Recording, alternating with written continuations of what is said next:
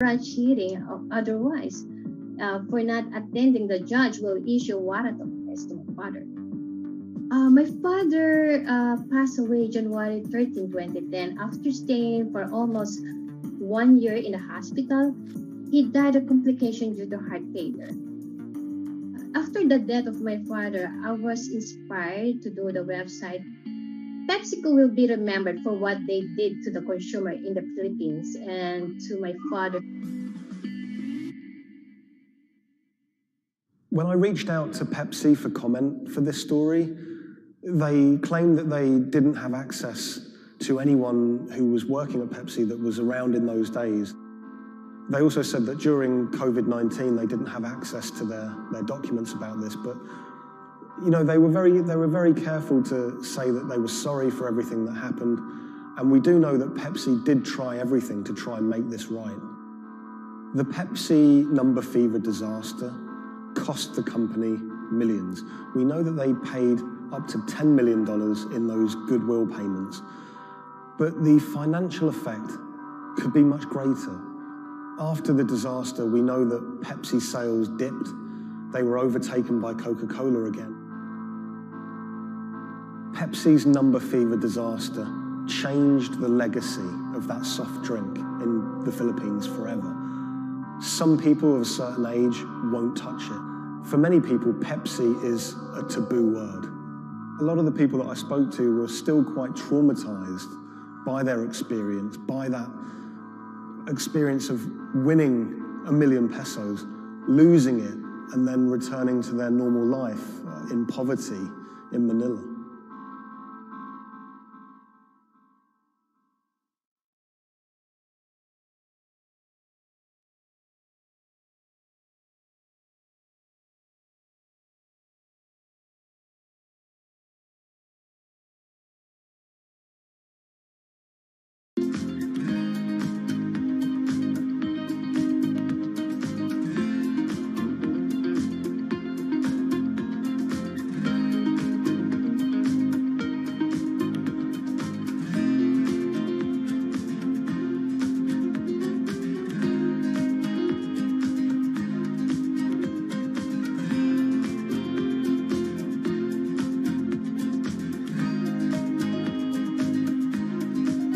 When the news of the bombing came out, it was a massive story in Germany. We are following some breaking news coming to us out of Dortmund in Germany. It was covered by all the media outlets. 3 roadside explosions triggered at the same time last night as a coach left its hotel in the south of Dortmund. Public figures commented on it. We should not let them affect our life, whoever it was. The media echo went far beyond Dortmund.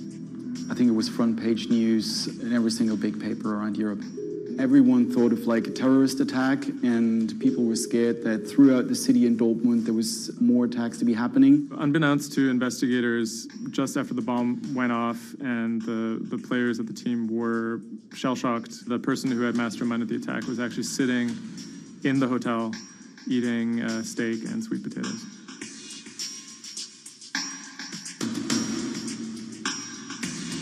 My name is Thomas Rogers. I'm the journalist who wrote the article, The Get-Rich-Quick Scheme That Nearly Killed a German Soccer Team.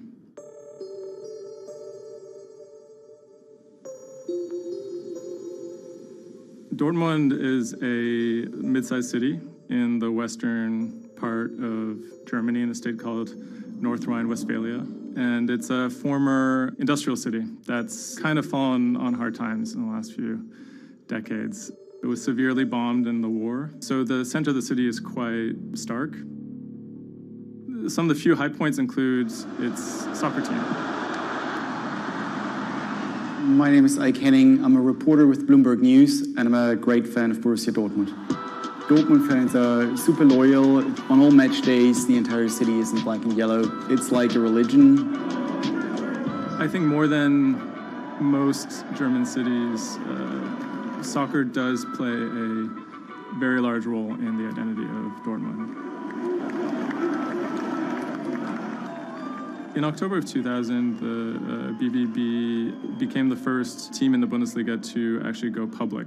Salaries for soccer players in the Bundesliga have gone up very dramatically. With such high prices, they thought that by going public, they would be able to compete better with big teams like Bayern Munich.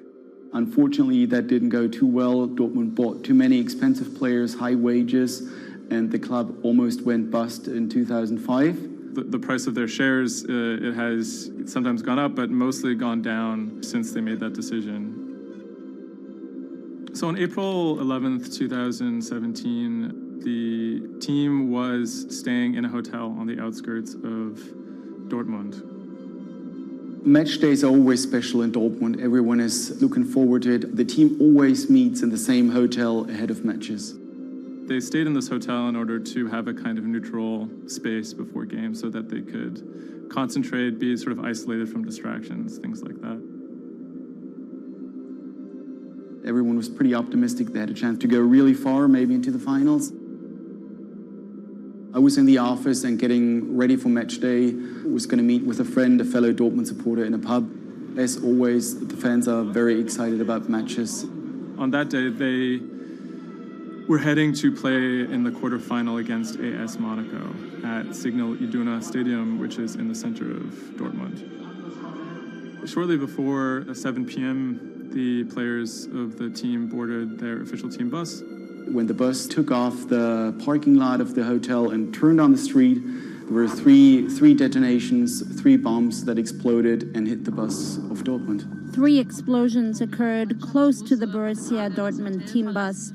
The B team bus had just left the hotel. The explosions destroyed 2 windows in the rear part of the bus. People screamed, people jumped to the ground. The fellow Dortmund fan I was supposed to watch the match with, he called me and said, turn on the TV, there was an attack at the Dortmund bus. And I thought he was like, that was impossible. Some of the players screamed at the driver to keep driving as fast as possible because they were worried that people might storm the bus. German investigators say the explosive devices used in the attack on the Borussia Dortmund bus contained metal pins and that one had pierced a seat headrest. Unbeknownst to the team members, the actual mastermind behind the attack was, as they were disembarking, the bus was actually eating steak and sweet potatoes at the hotel they had just left. Authorities are attempting to verify a letter left at the scene claiming jihadists were behind the attack. Because there had been a series of attacks by Islamic terrorists in Germany and Europe, there was widespread suspicion in the media that this was another Islamic terror attack.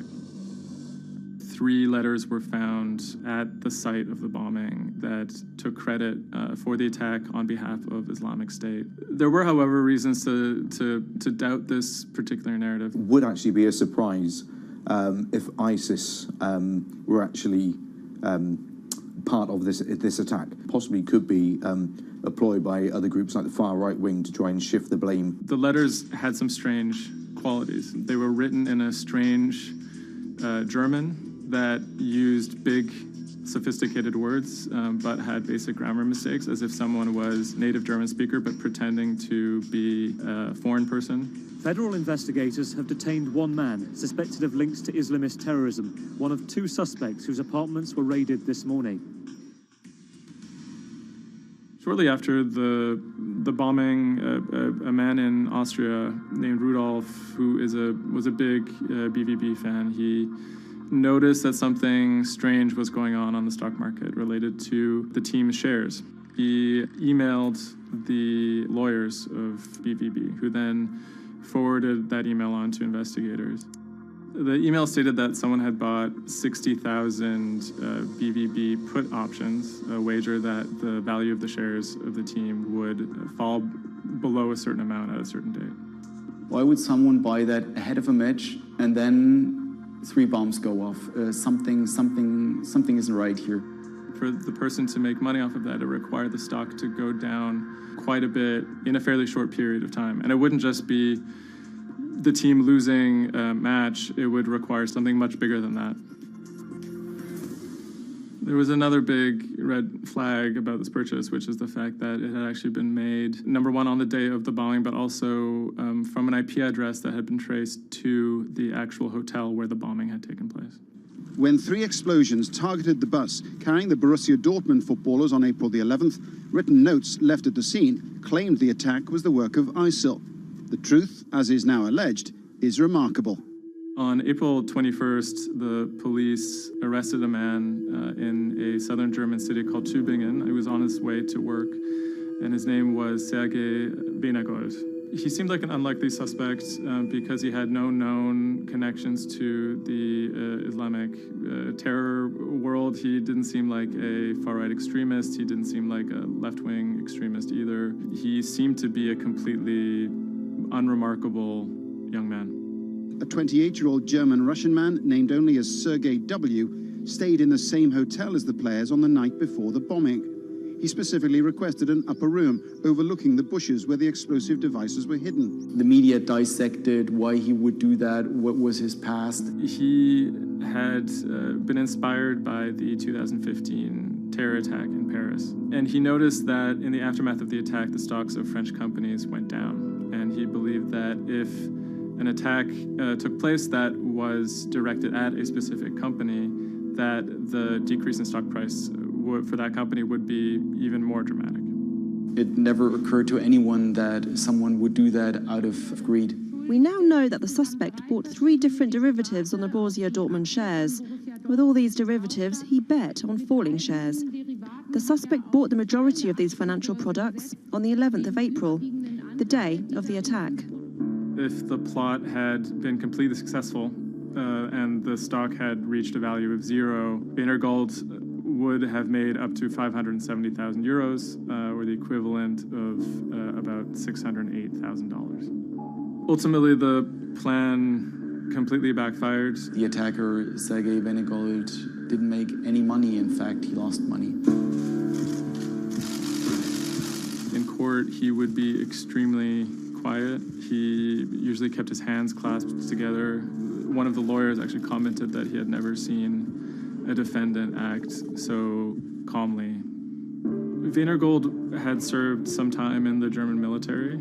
From that information and from online research, he was able to figure out how to assemble remote detonated bombs that would do what he hoped to do. There were a few days of extremely emotional testimony, including the soccer players who described doubting whether or not they could ever play another game again. It brought everything back up, and it didn't quite help them to kind of process what was going on. Throughout it all, he sat there completely silent. The big mystery that was swirling around the trial was the question of why. He may have simply done it because he wanted to impress a woman. Rebecca is a young woman who has a very troubled home life. She ultimately sees her relationship with Benegold as an opportunity to leave that troubled home. Benegold is a Russian immigrant to Germany. He speaks with an accent. He has anxiety in large groups of Germans. She begins to resent the fact that he has these fears and feels a little bit trapped. Rebecca attempts to dump him on multiple occasions, and he threatens to commit suicide if she leaves him. Benegold apparently told Rebecca that she would soon be seeing a surprise. After being dumped via text message, he apparently began planning for this attack in earnest. Benegold was charged with 28 counts of attempted murder, which carried a maximum sentence in Germany of life in prison. He claimed that he had nothing to do with the attack, but as time went on, he admitted that he had actually been the person who had built the explosives and had set them off. But he claimed that he didn't want to actually kill anybody. Ultimately, Benegold didn't receive the harshest possible sentence. He was given 14 years in prison, but it's still a considerable amount in jail in Germany.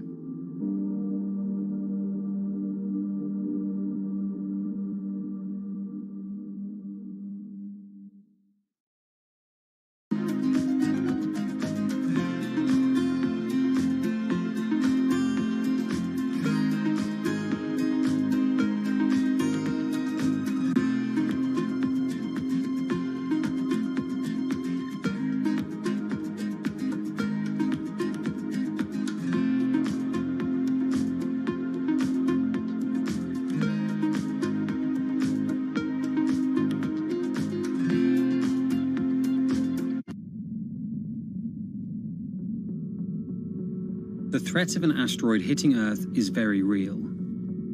If it's big enough, it's also very final. These are very, very infrequent events. The probability is not zero, though. A blinding flash of light streaking across the sky. About 100 tons of space rock falls on Earth every day. Most of it is so small it burns up in our atmosphere or lands unnoticed away from major populations. No human in the past 1,000 years is known to have been killed by a meteorite, and according to NASA, no large object is likely to strike the Earth any time in the next several hundred years.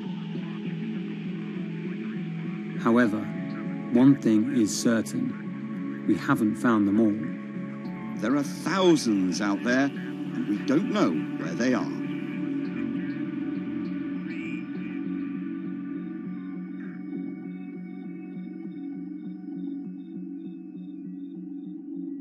There are a lot of asteroids in our solar system. They number in the billions. Scientists all over the world are working toward detecting and deflecting the most catastrophic of natural disasters. The race is on to find as many of these objects as we can. We have a way of calculating whether or not an asteroid is potentially dangerous or not. I mean, I think it's something worth investing in. It's our existence at stake, right?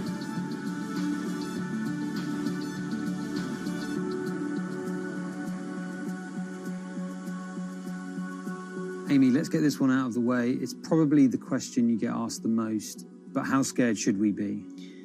Asteroids and comets are a natural hazard that's out there like a lot of other natural hazards. These are very, very infrequent events, these collision events, where an object actually impacts the Earth. The most important thing that we need to know about asteroids is when the next impact is going to happen and how bad it will be. What we know is that an object that's about, say, a kilometer across is capable of causing very, very wide devastation across the planet, really, truly global devastation. The object that wiped out the dinosaurs was somewhere in the neighborhood of 5 to 10 kilometers across, so even bigger than that. At a kilometer, it's still going to be very bad and it will have global effects. For objects that are capable of causing what I would call sort of regional damage, kind of a large major metropolitan area, a city and its surrounding environment, sort of around 100-ish meters. It depends on the details of the composition and so forth. By the 1980s, NASA was cataloguing near-Earth objects. In 1994, stargazers watched as comet Shoemaker-Levy 9 hit Jupiter. The resulting zone of chaos was estimated to be as large as the Earth, and the event became a turning point in the search for asteroids and comets in our solar system. In 1998, Congress tasked NASA with finding 90% of asteroids and comets 1 kilometer wide or larger. Soon after, Hollywood blockbusters Armageddon and Deep Impact brought attention and fear to the masses. The great news is that the vast majority, more than 90% of all the really large 1 kilometer near-Earth objects have been found. The challenge now is working down to these smaller sizes that are still quite capable of causing a lot of damage, but they're just harder to spot because they're fainter, they're smaller. Can you give us a sense of how many are out there in our solar system? We know that there are a lot of asteroids in our solar system. They number in the billions. Most of them, however, are between Mars and Jupiter in what we call the main asteroid belt. This is a region of space where most of the asteroids in the inner part of our solar system live, and they stay there for many billions of years. There is another population, though, that kind of leaks inward and gets into the region somewhat close to the Earth, and we call these near-Earth objects. We think that there are millions and millions of near-Earth objects that are out there in the total population. As of today, we know of sort of around 20, 25,000, something like that. When we first spot an object, we really know very little about it. We just see something moving across the sky. So all you get is just sort of a handful of snapshots, just enough to be able to tell that this isn't an asteroid that we've already seen before. And then once we can calculate the distance to it, we can now start to make predictions about its true size. Is it large or is it small? So we have a lot of information that we have to get pretty quickly to really understand what's going on. Finding asteroids is just one piece of the puzzle. Planetary scientists are extremely skilled in determining the orbits and speeds of asteroids based on relatively small amounts of data. NASA runs simulations of the trajectories asteroids could take, which is useful but time-consuming.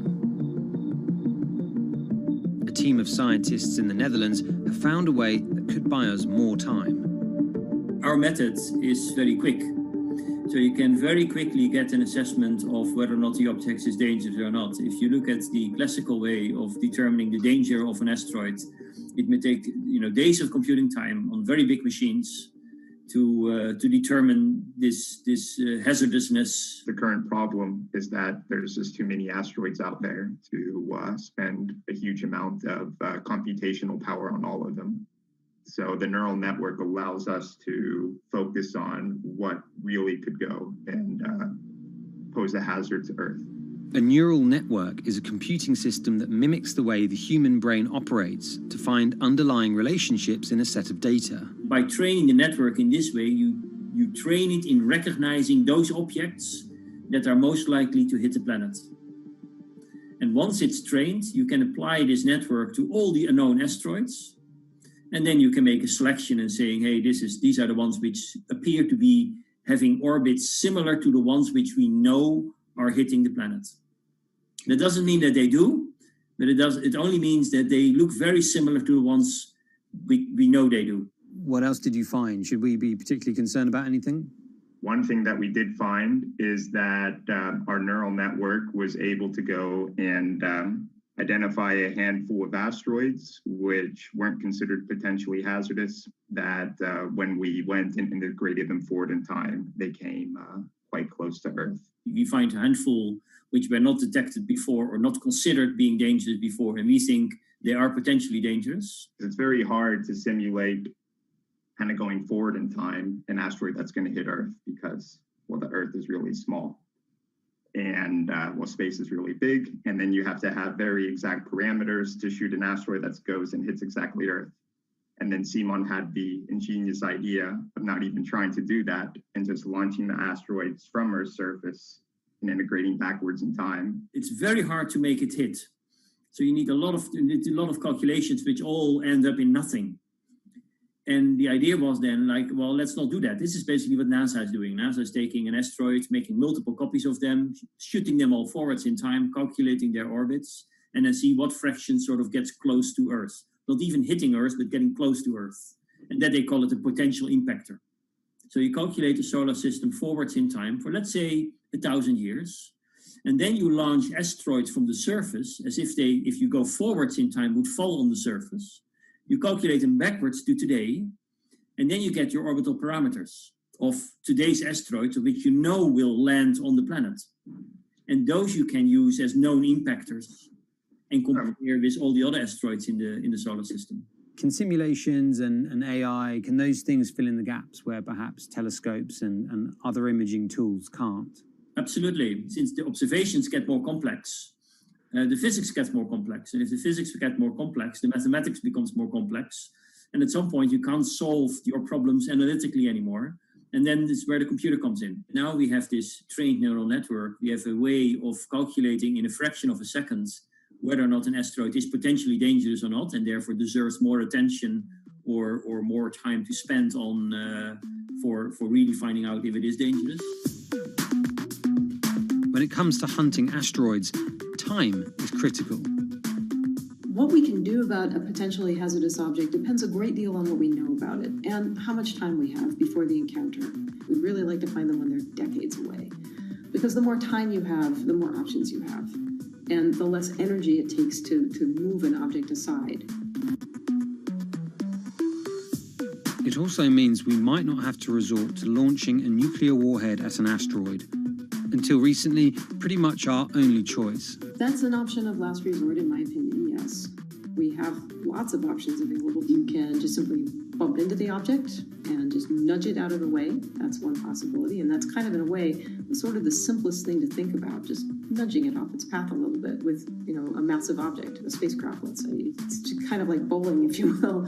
If you have a long time or a long stretch of runway in the lane, just a very small twist on the bowling ball will make a big change in where it ultimately ends up. Another option would be something where you take a very big, massive spacecraft and you park it next to the object and you use the force of gravity as a towing rig. That takes longer, though, and you need to be able to send a pretty massive spacecraft, and it obviously depends a lot on how big the asteroid is. Other options start to get more and more complicated, and they range from painting one side of the object a white color and painting the other side dark, and then letting the pressure of light sort of perturb its orbit. In a departure from the lab and computer simulations, NASA has real plans to rehearse kinetic impact deflection. In 2021, the agency will launch DART, the Double Asteroid Redirection Test mission, which will intercept a 160-meter asteroid in 2022. Better to practice now before we have to deal with an actual threat. In the meantime, discovering asteroids is our best bet. Thousands of scientists and amateur astronomers around the world make up an informal network that survey the heavens. But that may not be enough. NASA wants more resources to map our solar system and better technology. We need to ramp up our network of sensors, and also we need to just continue to strengthen our network of international observers so that we can get follow-up, because we find these objects when they're distributed all over the night sky. Once we get more observations, we get better data, we can make better predictions. If you look at the big impactors we have had in the last, let's say, 20 years, or maybe 30 years, 50 years, most of them we haven't seen coming. So the danger, the real danger, I think, comes from the objects we don't know about, and not from the objects we do know about. This particular natural disaster, like a lot of natural disasters and like climate change, is a problem of the global commons. So the thing that we risk collectively is that it sort of then becomes nobody's problem, and nobody takes ownership over it. Asteroids are all over the sky. They just truly cross boundaries and borders with a second's notice. I kind of imagine in the future, maybe lots of small satellites around the Earth that are always going and looking outward. I mean, I think it's something worth investing in. It's our existence at stake, right?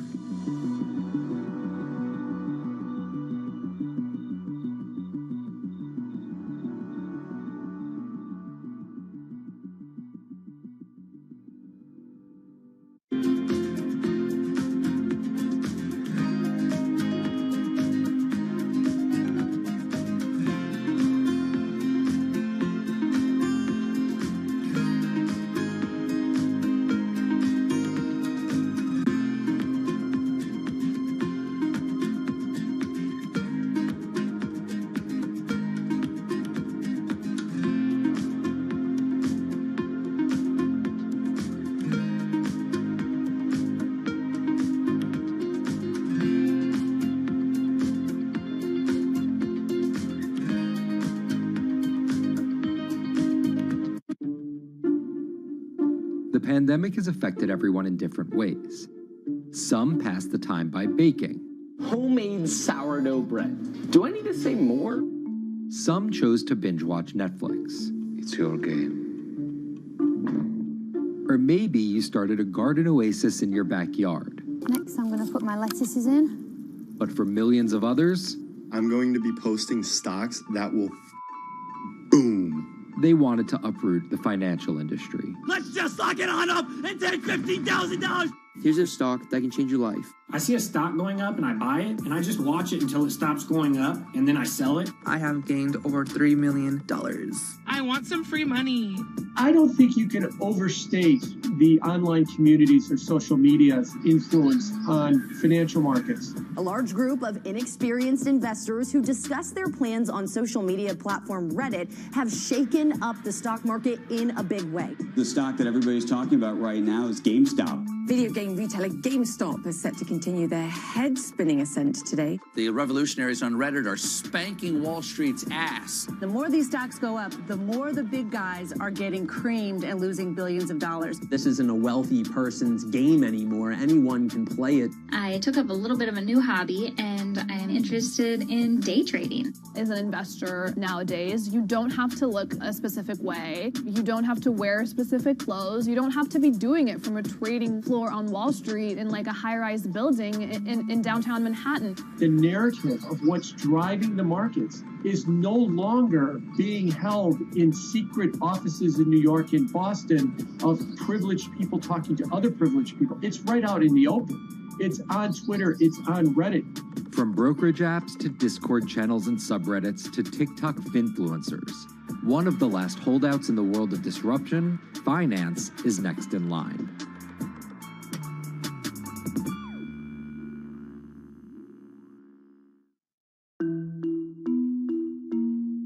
Investing should be as ubiquitous as shopping online. That's Vlad Tenev, the CEO of Robinhood, the online brokerage app, talking about how he wants his app to disrupt the world of stock trading like Amazon disrupted the world of home shopping. And I think that speaks to exactly the mission that a platform like Robinhood has, which is to democratize investing. Robinhood was started in 2013 by Vlad Tenev and Baiju Bhatt in, where else, Silicon Valley, as an alternative to the big brokerages, but with one big difference. As they were building the social network around finances for people, they realized that there was a gap in the market and that free trading could become something that they could bring to the markets, they could disrupt the industry. While no-fee trading is industry standard today, it was unheard of when it was first introduced. The online brokerage industry was really innovative when they came on the scene 10, 15 years ago, but they kind of stopped innovating where you haven't seen those commissions come down beyond $5 or $6 or $7. Robinhood think that by offering zero commission that they're going to push people onto this platform. And on top of no-fee trading, the customers Robinhood was courting have been long overlooked in the world of finance. So the typical customer of a Charles Schwab, for example, is putting a lot more money in that brokerage account than the typical customer at Robinhood. Even today, with all of its popularity, the median account size is about $240. There's Fidelities and the Schwabs and the E-Trades of the world.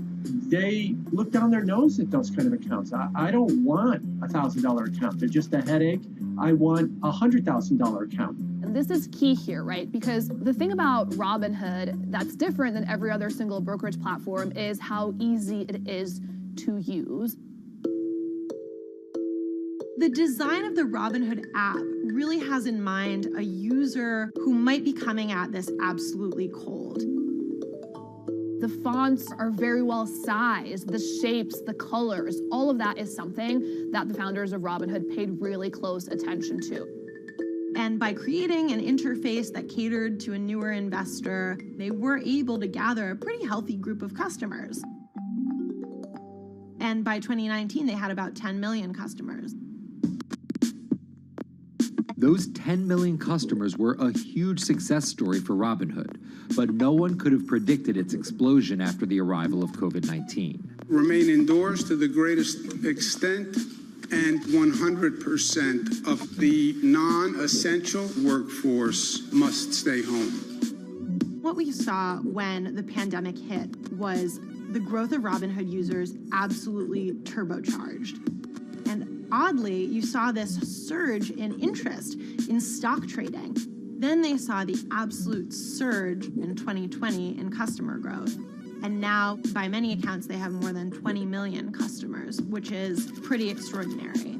So the next step for them is to figure out how to monetize those users and how, even with their small account sizes, to get them to grow with the company and, as it releases more products, come along with them.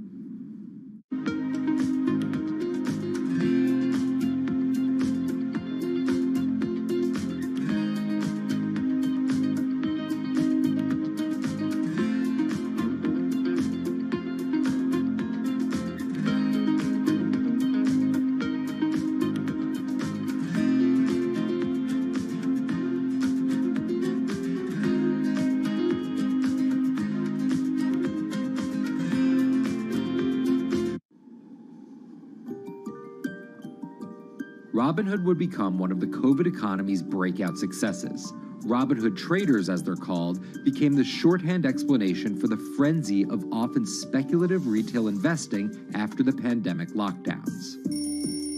Kids wake up in the morning, they go on Robinhood. They're, in the shower, they check Robinhood. Kids are learning how the stock market works at 18 while they're at school, checking their phones in between classes because notifications pop up telling them what their stocks are doing that day. With these new tools, millennials and Gen Z are investing in the market in ways their parents could have never even dreamt of. That is sort of key when we talk about the divide between older and younger generations, is that the younger generation is exposed to so much more information and tools at their disposal to do what they want in the market. The older generations, you never had the technology or the cost structure that you could play the markets like you can today. So you were stuck with giving your money to a professional investor and paying them a fee to do it.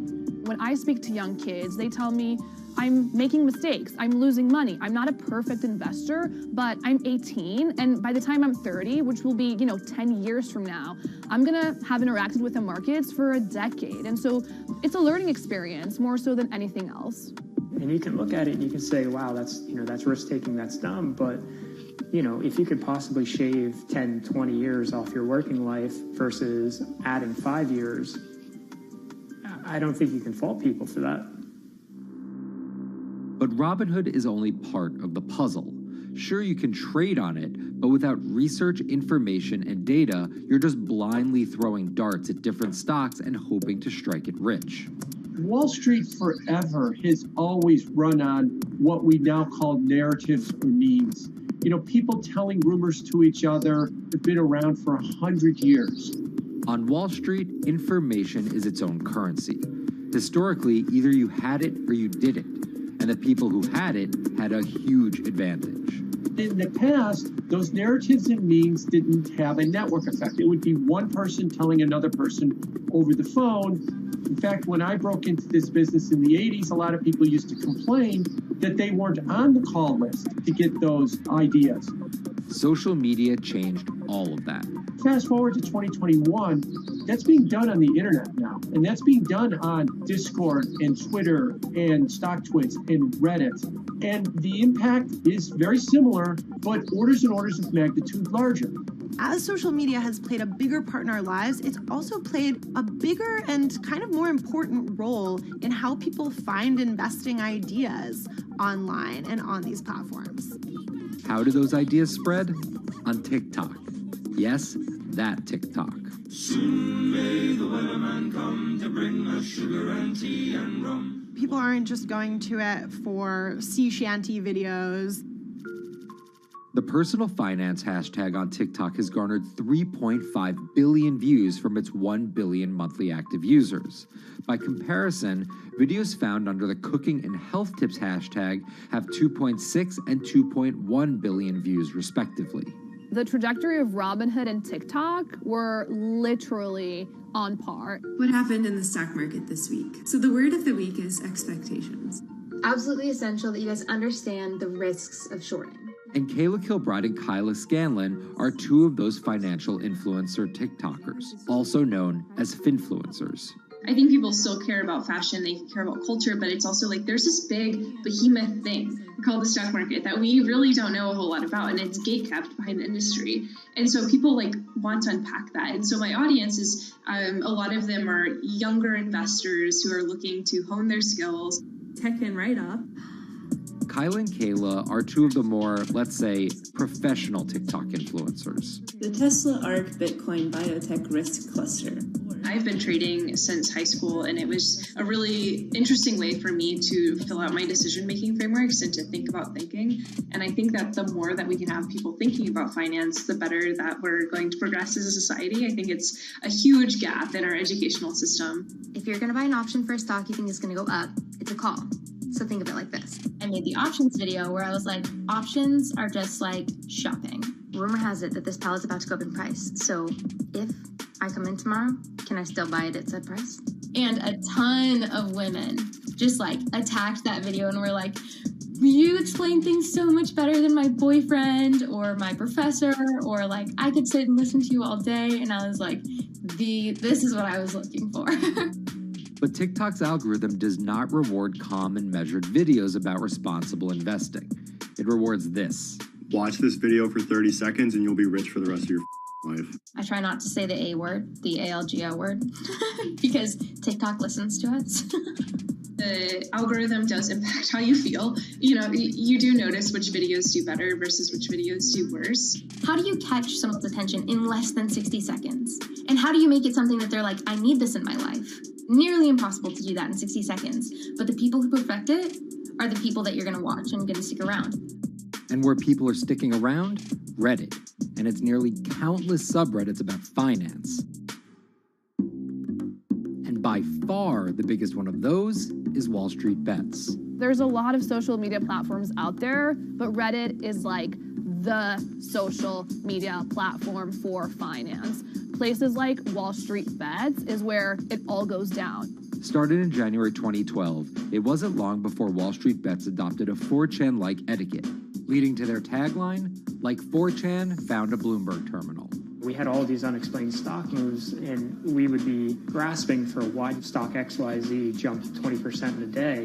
And you would look at Wall Street Bets, and you would see people there talking about buying options in that stock, and it sort of, squared the circle, so to speak, and started making sense. And it was at that point that it was like, wow, we have to start paying attention to this. Some people on the platform really spend tons of time, and others are just looking for entertainment and to have a little bit of fun, effectively gambling or looking for an outlet, trying to make a little bit of money. Then on top of all of that, there were stimulus checks. Now, clearly this money is going to people who need to use that to eat, to live, but there's a lot of people who use this money to invest in the stock market. And it's not just stock tips. People quote-unquote YOLO their entire life savings or stimulus checks on a single stock. They post what is called gain and loss porn, screen-grabbing staggering hits and misses on stocks for the entire community to see. I'm about to lose everything. And while some of the people on Wall Street Bets are novice investors, the community contains multitudes. In one respect, what it did show us among these network groups is they are very sophisticated. They're not a bunch of ignorant people talking to other ignorant people. And this is where the pieces of the puzzle all come together to wreak havoc on Wall Street for a solid week in early 2021.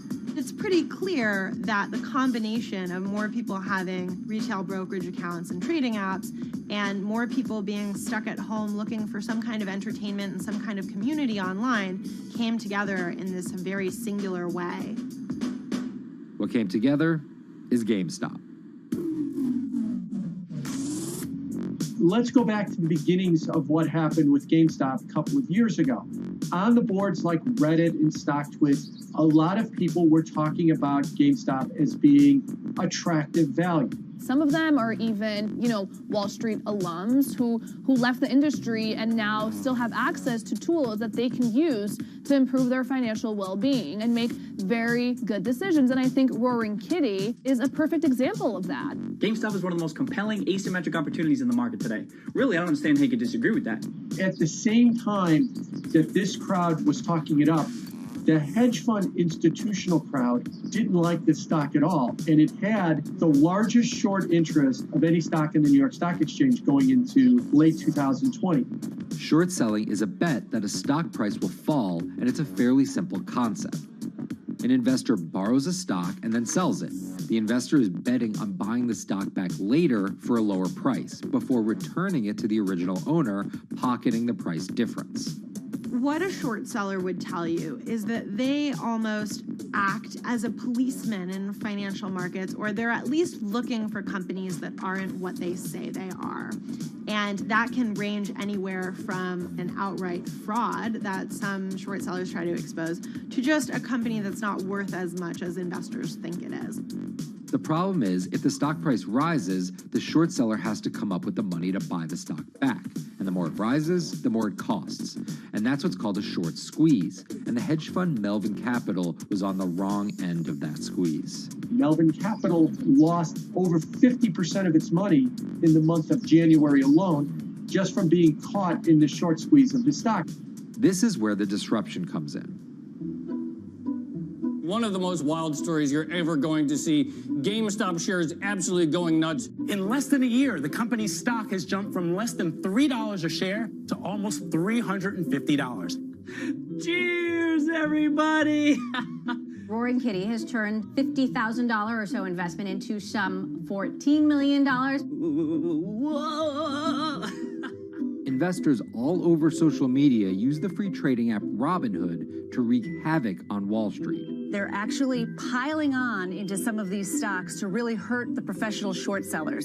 And they all used Reddit, Twitter, TikTok, and Discord to tell one another to keep buying and, quote, hold the line and not sell GameStop. People are getting cheerleaded for jumping in, buying at the highs. They're saying, keep going. And it was working too, until Thursday morning, the trading app Robinhood sent out this tweet.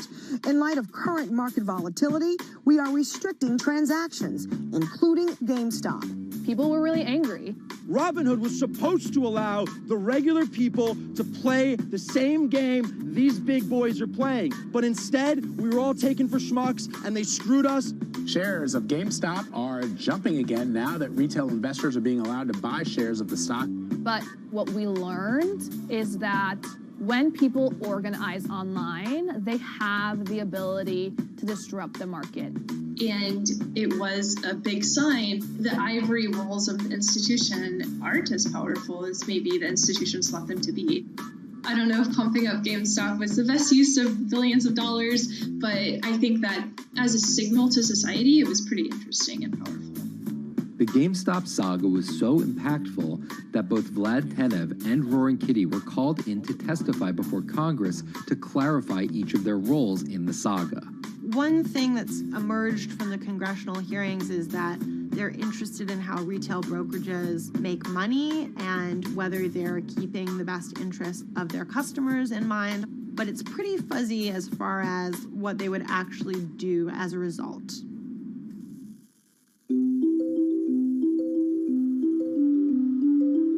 While the frenzy around GameStop eventually subsided, it didn't take long for retail investors to find other areas to invest their money. Take a look at Bitcoin going bananas over the weekend. Bitcoin forms a brand new all-time high. It was after GameStop started to drop that we saw Bitcoin really go up to over 60,000. How much further does this rally have to run? It's compelling to say that money shifted from one venue to the other. While correlation doesn't equal causation, there's a chart out there showing an inverse correlation on meme stocks going down and cryptocurrencies going up.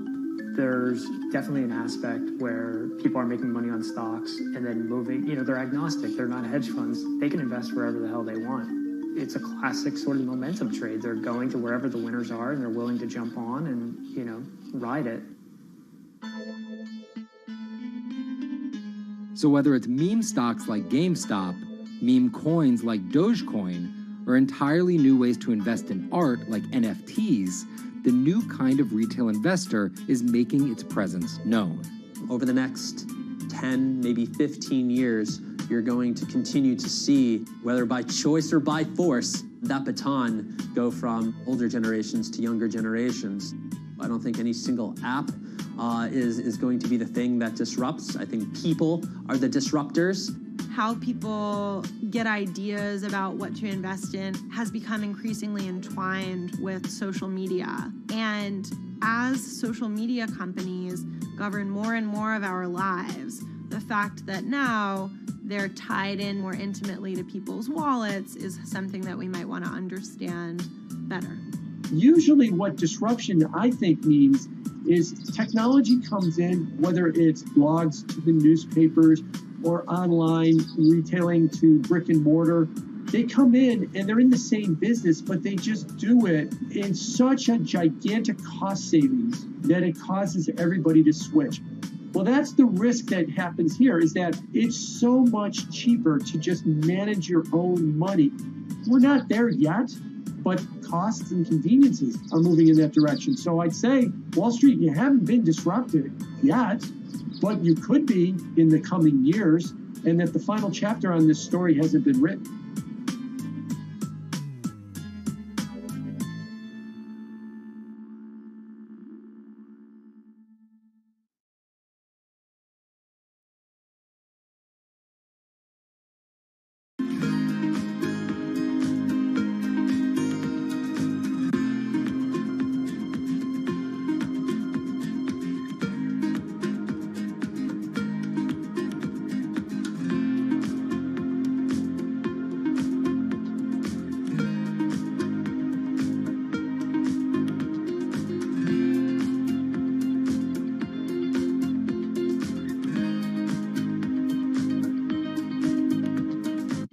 Meet Bloomberg's own David Nicholson. Now, his happy place is out in the field, on the open road. But like the rest of the world lately, he's been working from home a lot more than he's used to.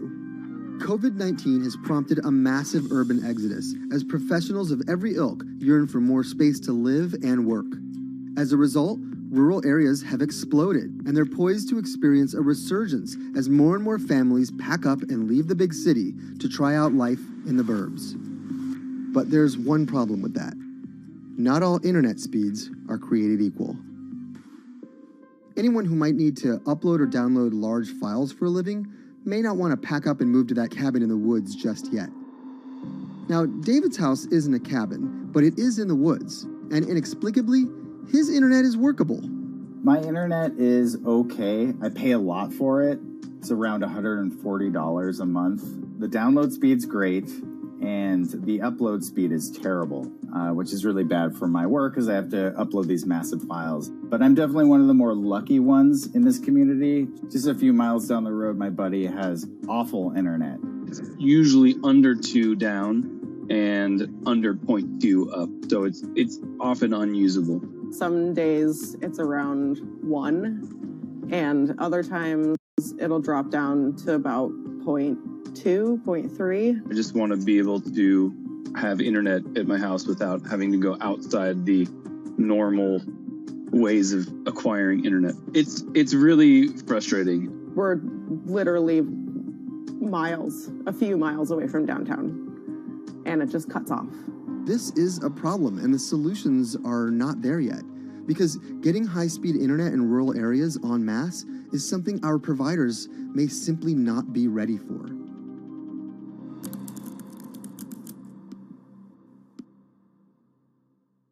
If your internet service doesn't have fast download and upload speeds, then you don't have high-speed harmony. You have.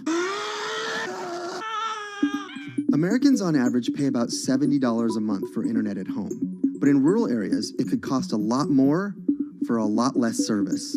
So the pricing for a fixed wireless provider here can be something between $80 and $150 for about 25 megabits per second. However, gigabit service, which is 1,000 megabits per second and symmetrical, is running at about $119 a month or $130 a month.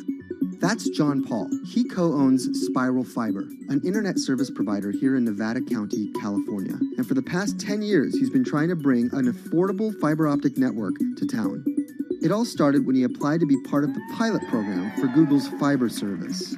Across the country, civic boosters have been going to extremes, chanting, singing, Google in the morning, and marching, trying to get the search engine giant to look at their town. The internet these days is crucial to be in the world, to be a part of the world, and to be connected to your community.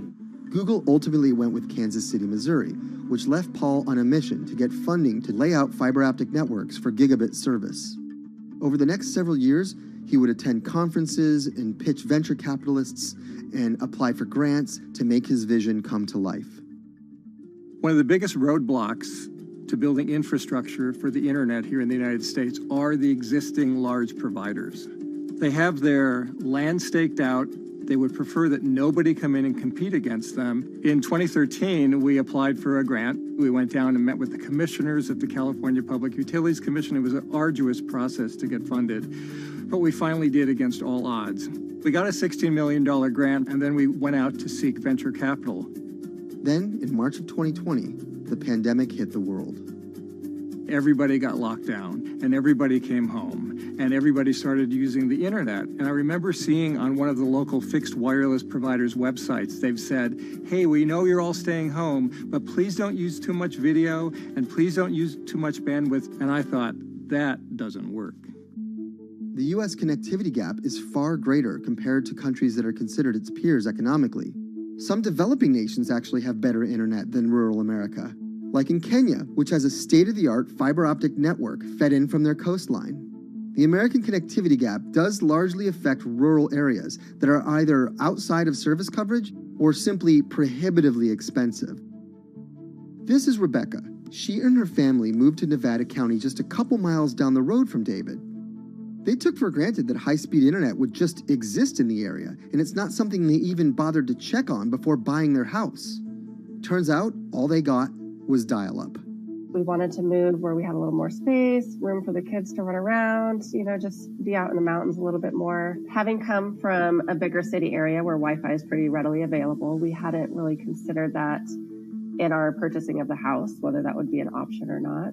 When school started, and now that we are remote learning with our children and we're doing everything from home, we didn't have the option to do that at our house. So every day when school would start, we'd have to pack the kids up and we'd go to my in-laws' home. They have a little cabin up in this area that does have Wi-Fi already. Rebecca's situation is the norm in rural America.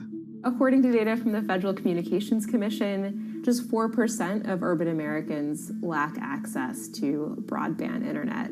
That's compared to almost 40% of people who live in rural areas. While that was the case, there were also racial and socioeconomic divides in terms of who had that access. In addition to that geographic difference, low-income African American students, Latino students, and first-generation college students were more likely than others to have only one device at home that's shared among multiple siblings and or lack access to that actual connection. For most American towns, there's also a lack of competition, forcing internet prices up. And large providers like AT&T and Comcast aren't incentivized to expand service to these rural communities. This is how Xfinity makes life simple, easy, awesome. So in our area, we have a small imprint of Comcast, but they're not going to go out to the more rural areas. It's just not cost effective for them to do it as a large company.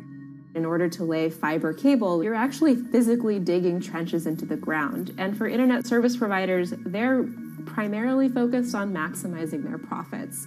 And so the fewer customers you have, in any square mile and the more fiber you have to lay, that's just kind of harder to pencil out from a purely economic standpoint. AT&T released a statement on the matter, expressing the need and desire for government assistance to fund fiber optic expansion to areas deemed unprofitable. Comcast released a similar statement encouraging more public-private collaboration on this effort. Federal agencies do offer grants to help communities build broadband networks, but many have argued that there's not enough flexibility on how to use these funds. The COVID-19 relief package passed by Congress in March and signed by President Donald Trump awarded $43.3 million to 51 projects on the East Coast alone. But it also stipulated that these projects needed to be up and running by December 30th. For contractors who plan projects months and years in advance, it's a scramble to rearrange their schedules to meet that deadline.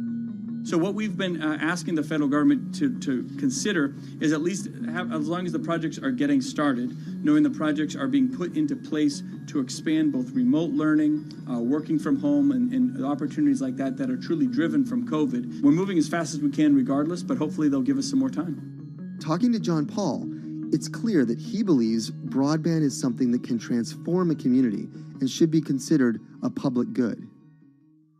One of the first communities to come on in the United States with full-on gigabit service was Chattanooga, Tennessee. Now, they're a bigger city, but they're a city that was economically in a downturn. In the last 15 years, the city of Chattanooga has turned around in an amazing way. It's a nexus for young people to move to. It's a place where technology happens. It's not just about logging on to Zoom, to connect with your colleagues who might be in New York City.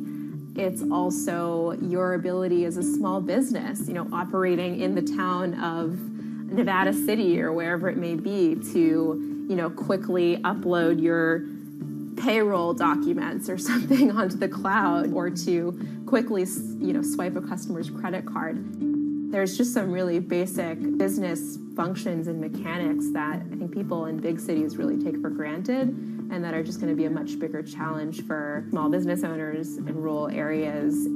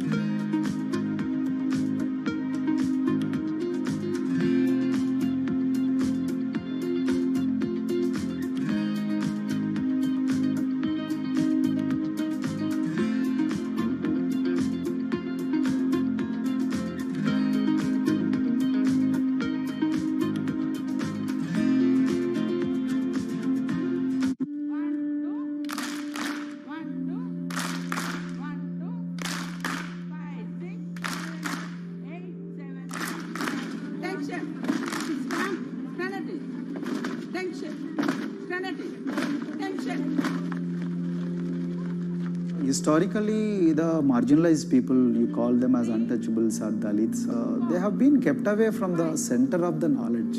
Once you are born into a caste, it is very difficult for you to grow beyond that. You are stuck in that identity.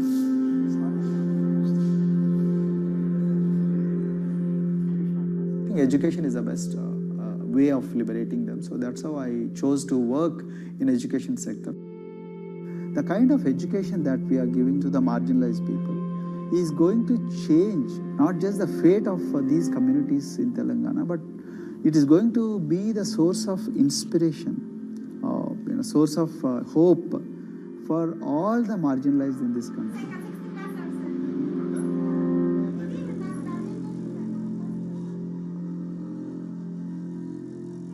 Greatest flight in India is the system of caste. For generations of Indians, the social code known as the caste system has defined how people earn a living and whom they marry. Although outlawed 7 decades ago, castes remain a significant factor in deciding everything, from family ties and cultural traditions to educational and economic opportunities. Dalits, people who are on the lowest rung of the caste system, constitute almost 1/5 of India's population of 1.3 billion. Not able to afford the high tuition of private schools, many are forced to attend government-funded institutions, which in the past have suffered from poor infrastructure, lower education standards, and high student-to-teacher ratios. But Dr. Praveen Kumar is trying to change that.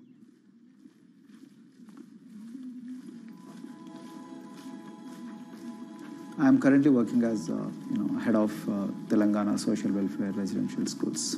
So totally above 400 schools I manage. These are all residential schools for the students who are historically marginalized but talented and then poor. My friend also Of them, 60% are girls and then 40% are boys, because girls are more marginalized among the marginalized. Their voices are always suppressed. My approach to improve the conditions in the schools has been put your eyes and ears on the ground always. Talk to the parents, talk to the teachers, talk to the students, stay in the schools and then understand their problems, their challenges, both in classrooms and then the corridors and the dorms. Then go to the dining halls and see what kind of food they are eating, and then go to their homes and then what kind of food they are getting and what kind of challenges the parents have. Very good. 9th class. One of the important changes that I brought in after I took over was to complete the transformation of mother tongue to English medium, because English medium, as I said, English is the language of emancipation. A language that connects you to the whole body of knowledge in the world. So we had to train a lot of teachers. Refer to the dictionary also, okay, and find out the new meanings, as well as you're going to describe about. Hey, Richita, how are you? Hi, Sindhu. Fine, thank you. And how about you? I'm fine too. It's been a long time. Identity is extremely important. There is a scientific evidence to prove that your sense of identity is extremely crucial to your growth as a successful human being in your life. If you accept an identity which is very humiliating, which reminds you of very painful past, I think that identity will not help you to grow. I'm not saying that you should forget your past. I'm not saying that, but that should not be the bubble in which you must live always.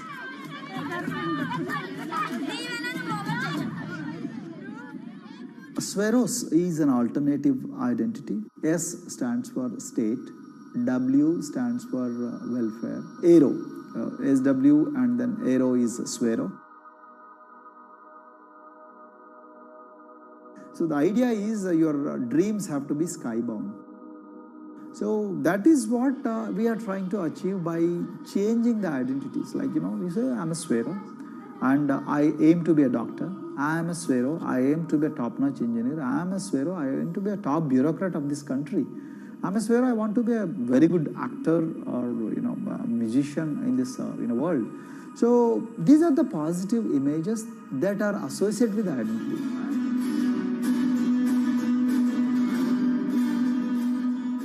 Just to give an example to you, in 2012, in our institution, we used to produce about 6 doctors per year. But because of our, this self-liberating ideology of spheroism, we have, this year, we have produced about 189 doctors. This is phenomenal for any poorest of the poor people. You know how difficult it is to get into a medical colleges in this country. So, but today, because of this ideology, the students have been able to achieve this, feat. Pujita has been a farm laborer, and her parents themselves are agricultural laborers. And then this girl used to sell vegetables, but thanks to the residential education institutions, she came to the Gaulido campus, and then she toiled very hard for 1 year, despite many problems. And today, I'm so happy to share with you that she has joined one of the prestigious medical colleges in the state of Telangana, Usmania Medical College, and then in future, she hopes to be a gynecologist. So this is the journey our children are hoping for. Similarly, the Mount Everest expedition. At Mount Everest expedition, we are very fortunate enough to place the youngest ever female in the history of this world on the peak of Mount Everest. How did this happen? It's all because of an ideology that helps you to liberate yourself.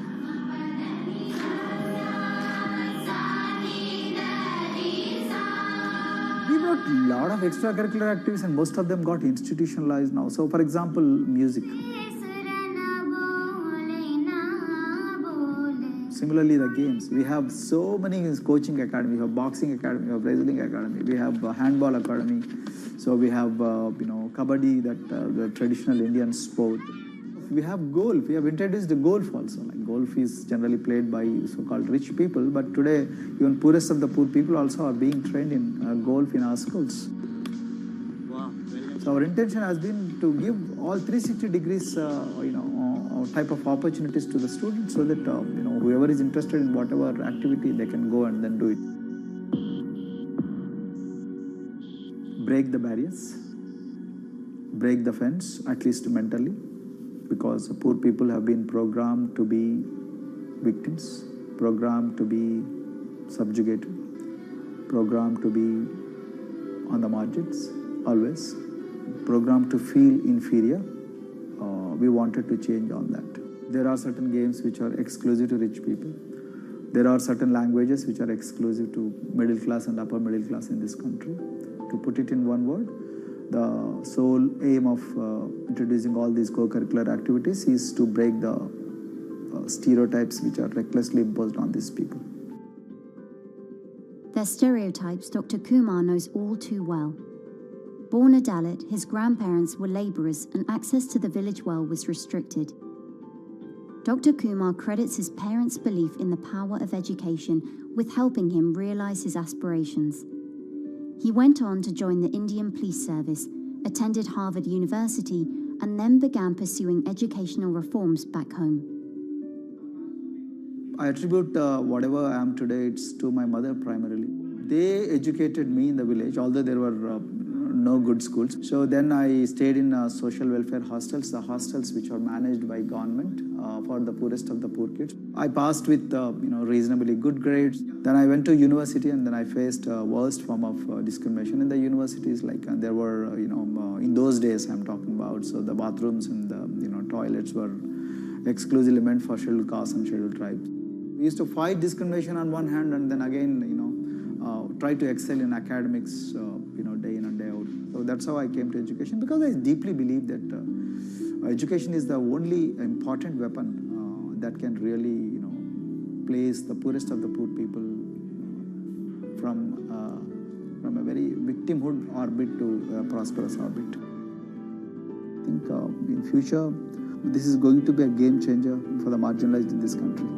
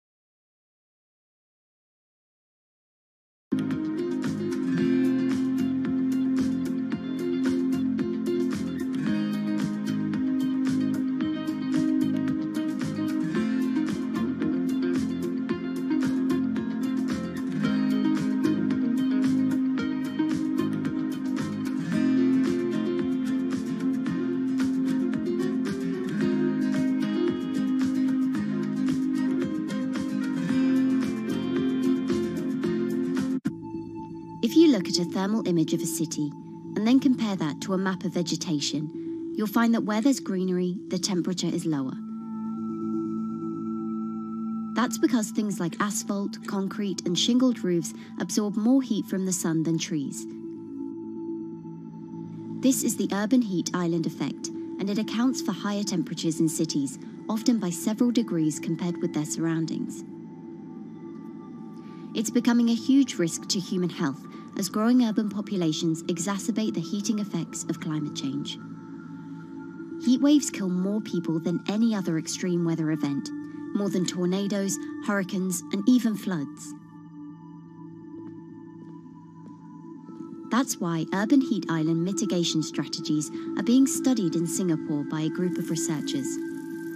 The government-backed project called Cooling Singapore is now in the process of combining everything they've learned to create a digital tool that can help cities all over the world, starting with Singapore.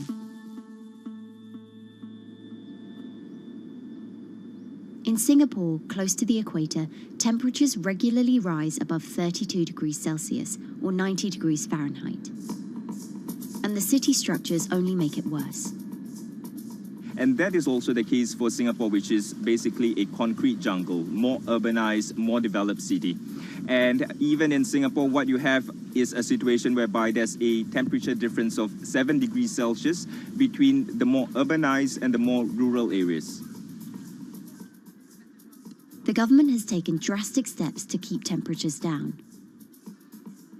This is Gardens by the Bay, an award-winning park. And inside this greenhouse is a pleasant 24 degrees. That's because the dome, along with 24 nearby towers full of thousands of people, is chilled by what's probably the world's largest underground district cooling system. It uses a large central plant that cools water and then pipes it into banks, residential towers, an exhibition centre, shopping malls, and the city's iconic Marina Bay Sands hotel and casino complex. So one of the biggest perks of using this system for the buildings is that they can save 40% in terms of electricity usage compared to your traditional air conditioners. And with Singapore relying on natural gas for most of its power, this new system means emission savings equivalent to removing 10,000 cars from the city's roads. That has big implications for the rest of the world. If things stay as they are, more than a third of the world's electricity could end up being used to cool buildings and vehicles by 2050. As the world gets hotter, gets warmer, there is a greater need for air conditioning and as well as refrigerators, for instance. And the more people are buying these household appliances, the more energy usage they use, and they release heat more, and that then exacerbates climate change. It's a vicious circle. And so since 2017, researchers at Cooling Singapore have been identifying design solutions that reduce our need for so much cool air in the first place.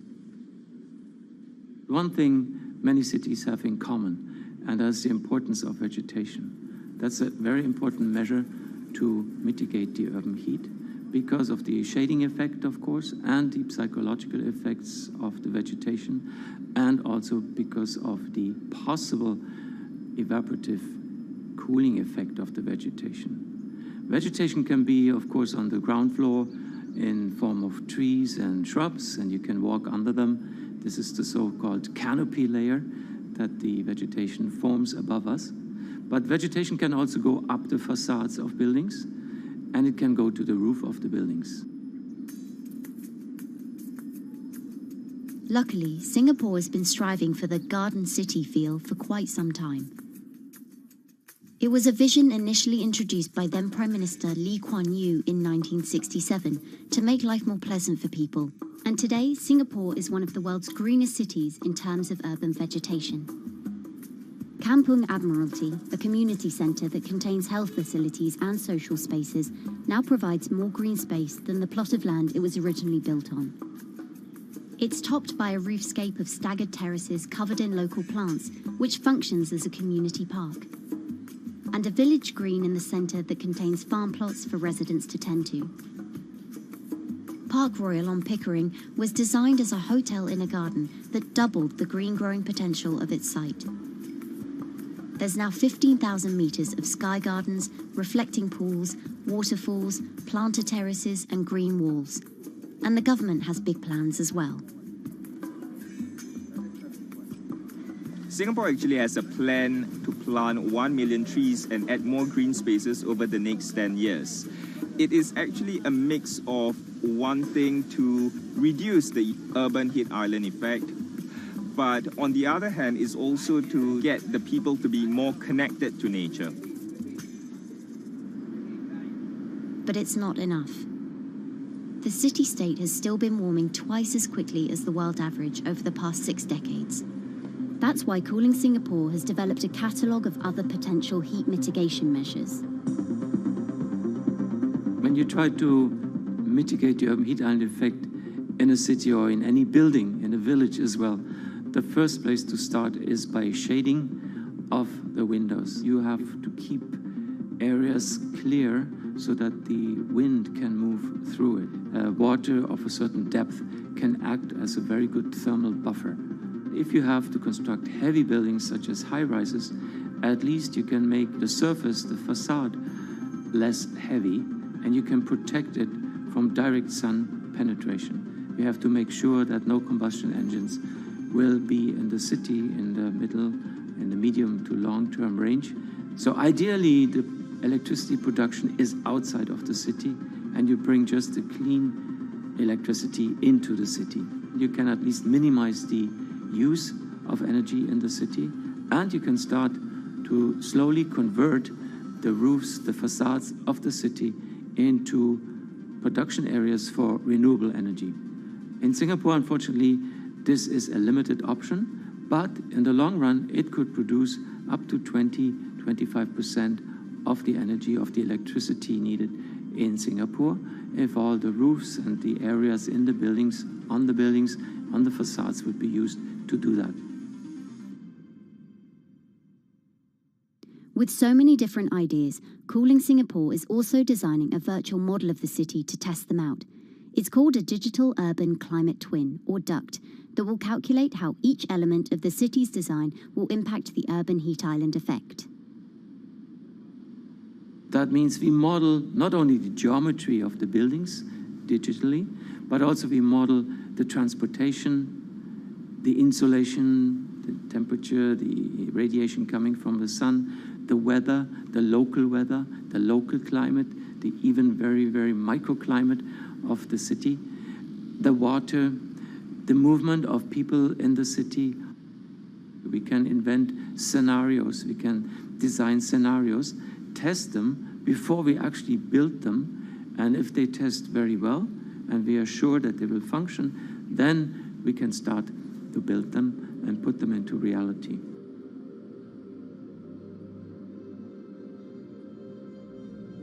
Singapore will be using this new tool to figure out which actions it should take next.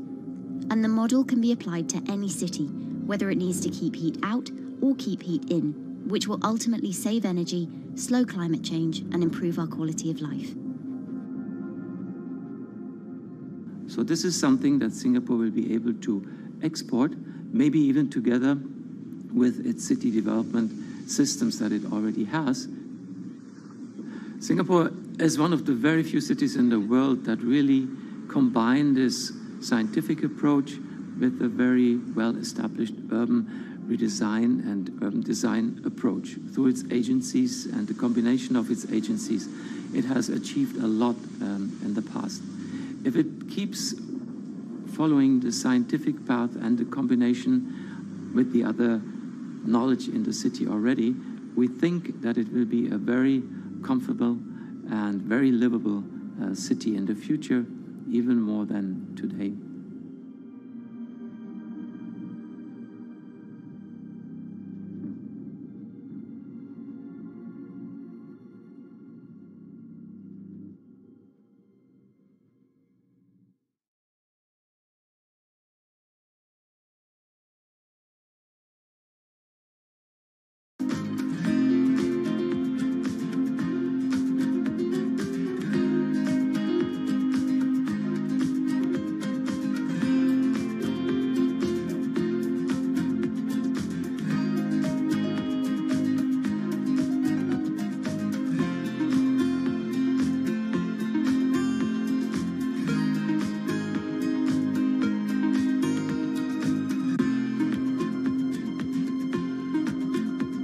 Times are tough.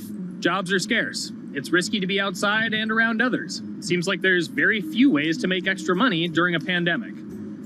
So I guess I'll just hunker down and binge social media until this all blows over. Wait, don't these people make money? How do these people make money?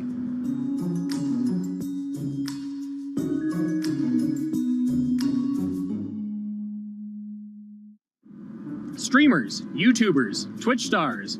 How do they make money? Is it a lot? Is it a lot of work? I know, I gotta ask somebody in the biz, and I got just the guy. Austin John Plays. This is your full-time job now, right? As of November of last year, yes. This was always just kind of like a side thing. Like any money that I made from doing my videos and whatever else, I never touched that because I didn't really think of that as being like real money. And then it started coming in more and more. And then it was like I hit my first day that I broke $1,000 and I was like, this is actually going to be money. How did the YouTube channel come to be? When the game Pokemon Sun and Moon came out for the 3DS, there was like things that I learned about the game, and then I wanted to just share that information with people. And at the time, I didn't have any way to capture a screen or anything, so I found like generic footage, and I kind of put it all together with so much editing. And that video got 6 views. And then 2 days later, I made another one. And that one got 12 views. And then I just started pumping out more and more content, and people were like, this guy knows what he's talking about. It really just started building on top of itself, and then it was like, my channel really focuses on tips and tricks. So I play a straight 18 hours, and I'll finish the game or get to about the 40-hour mark, and then I'll make my first video. While I'm going through, I have a giant notepad and just scribbles everywhere, and I make these notes of like the things that stumped me, so I know the things that may stump other people. What do you need to think about if you're building your YouTube channel? 1, you need to do something that you're passionate about. Not that you like, not that you think you're gonna make money on, something you're passionate about. The other thing is something that other people are passionate about. It holds a special place to them. And third is, it needs to be something that people are gonna seek out information on. In order to enter into the marketplace, you either need to be better than everyone else, you either need to be faster than everyone else, or you need to be more accessible than everyone else. And you can't be more accessible because it's already on the platform. Granted, if you understand how the algorithm works, which is very similar to Google Analytics, then yeah, you can have a little bit of a head start. But if you're not doing it faster, and if you're not doing it better than everyone else, then why should anyone watch your channel? So my income as a YouTuber kind of breaks down to 3 different ways. 1, which is the bulk of it, which is ad revenue.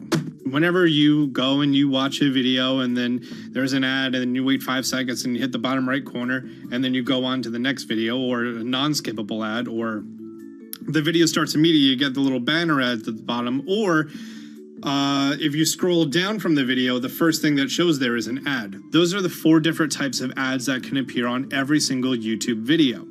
And all of them pay a certain amount. It varies on lots of things, like the country of the person who posts it, the country of the person who watches it, the time of year, where you are in the quarter, if there's anything going on with a reduction in ad revenue. Like, great example, COVID-19, companies weren't spending as much on advertising. So because of that, CPM went down. CPM stands for click per 1,000. I'm using the Roman numeral for 1,000. And that means that for every 1,000 views, you get a certain amount of money. Now, on low ads, when I first started off, my CPM was 30 cents. So every 1,000 views, I made 30 cents. But then once I signed with an MCN and I started making more quality content and more engaging content, some of my better videos and certain times of the year, I can see CPMs as high as $12 to $14. And there's a big fluctuation between, you know, if I post a video when there's no ads being spent, like January and February, that's a reason a lot of your favorite YouTubers and also TV shows don't post new videos in that time of year because ad rates are down. Why are they going to make content then? Instead, you're recording and you're bulking up for when ad revenue is higher. The second way that a YouTuber makes income is support, crowdfunding, things like that. When I first started off, Patreon was really the only option, but then they started rolling out supporters and members for YouTube channels. So whenever I have a live stream, you can click a button and then you can become a member, and then you get special icons next to your name. I believe they're called badges, or on any video, you can hit the join button, and that helps support the channel. And then the third aspect of that would be merch. And for me, my merch has been somewhat basic. In fact, I'm wearing one of my t-shirts from last year right now. You have to endure the times that your first video gets 6 views, that you posted on Reddit and they say, shut up, and then an auto mod bans you. You have to go through that, because until you go through that and you discover why you're doing it, you're not doing it for other people, you're doing it for yourself. If you're not loving what you do, then it's not worth it. Huh. So make a channel about something that I'm passionate about. Oh, sweet. I guess I can make the channel about that.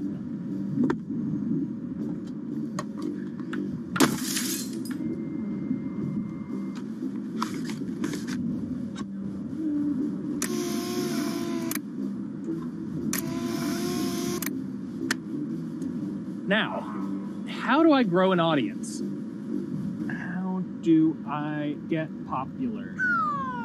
It's all about diversification, right? You have to have a massive Twitter following. You have to have a massive Instagram following. You have to have a massive YouTube following.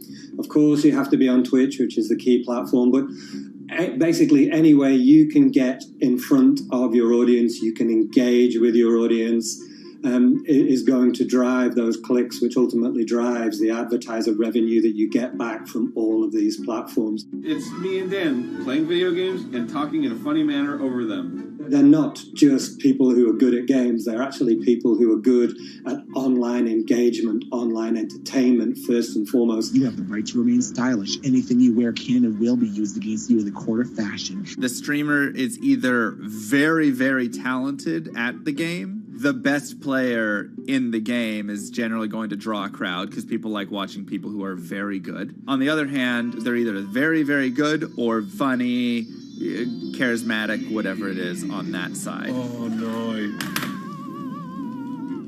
You know, it becomes more of a show where they talk about other things outside of the gaming world, and gaming becomes really just a backdrop and an excuse to engage with that audience. There were those weird, like, Ronald McDonald, like, straight to VHS movies. You remember those? I'm personable, I'm chatty. I would kind of, when boring things were happening in the game, I would ramble on about, movies I'd watched or books I'd read and, or conversations I'd had and stuff like that. And so I think being personable was a big part of that.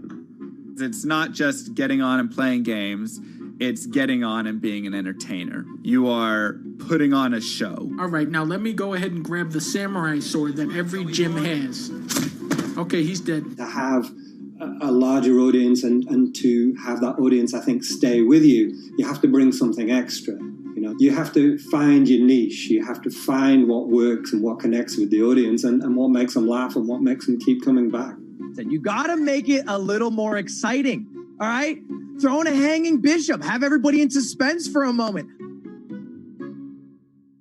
I think the real most important thing is to just get used to being on camera. Like in any sort of performance thing, is get used to talking on camera. My first few videos were terrible, but because I sat down and did it for 6 to 8 hours a day, I just got used to talking and I got over that uncomfortable hump. If you go into Twitch purely with the expectation that you're going to make money, make a job out of it, have all this growth, and it's going to be great, you're probably going to burn out prior to getting to that point because there's very little payoff for a long time, right? Like multiple years generally before you really start to see a payoff. And so, those first few times you're streaming, nobody is there. One person shows up every 30 minutes, says hi, maybe, and leaves, right? Like, it's very discouraging, I think, for a lot of people.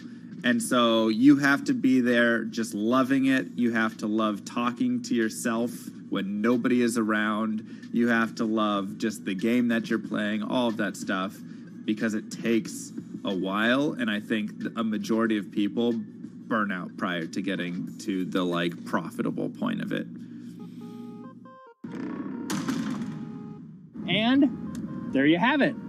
My very own YouTube, Twitch, Discord, and streaming channels all ready to go live. It's a veritable social media ecosystem just on the verge of thriving. So, don't forget to smash like and subscribe, and visit my Patreon for perks. Also, go to my merch page. And one last thing, stay cool, my friends.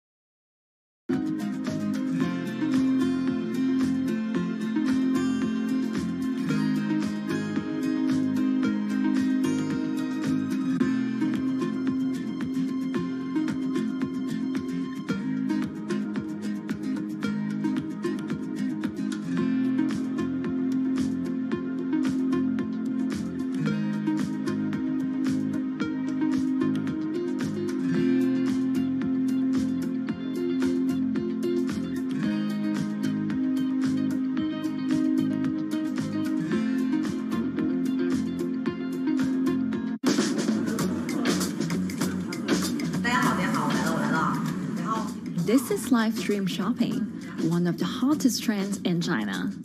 Every night, tens of millions of people watch live shows hosted by influencers like Via and buy the products they recommend. On e-commerce and social apps like Taobao and Douyin, the sister app of TikTok. 我觉得已经改变了大家的购物的方式。其实各种各样的产品，哪怕你不买，你也可以来看。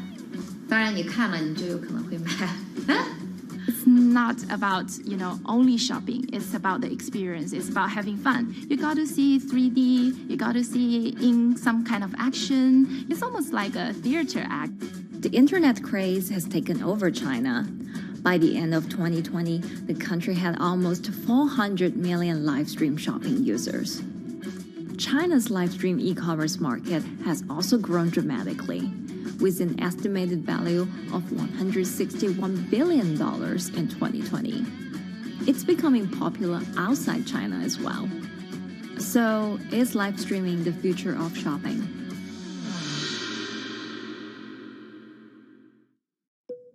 Live streaming is not a new thing. In China, it started in 2015 with the rollout of 4G.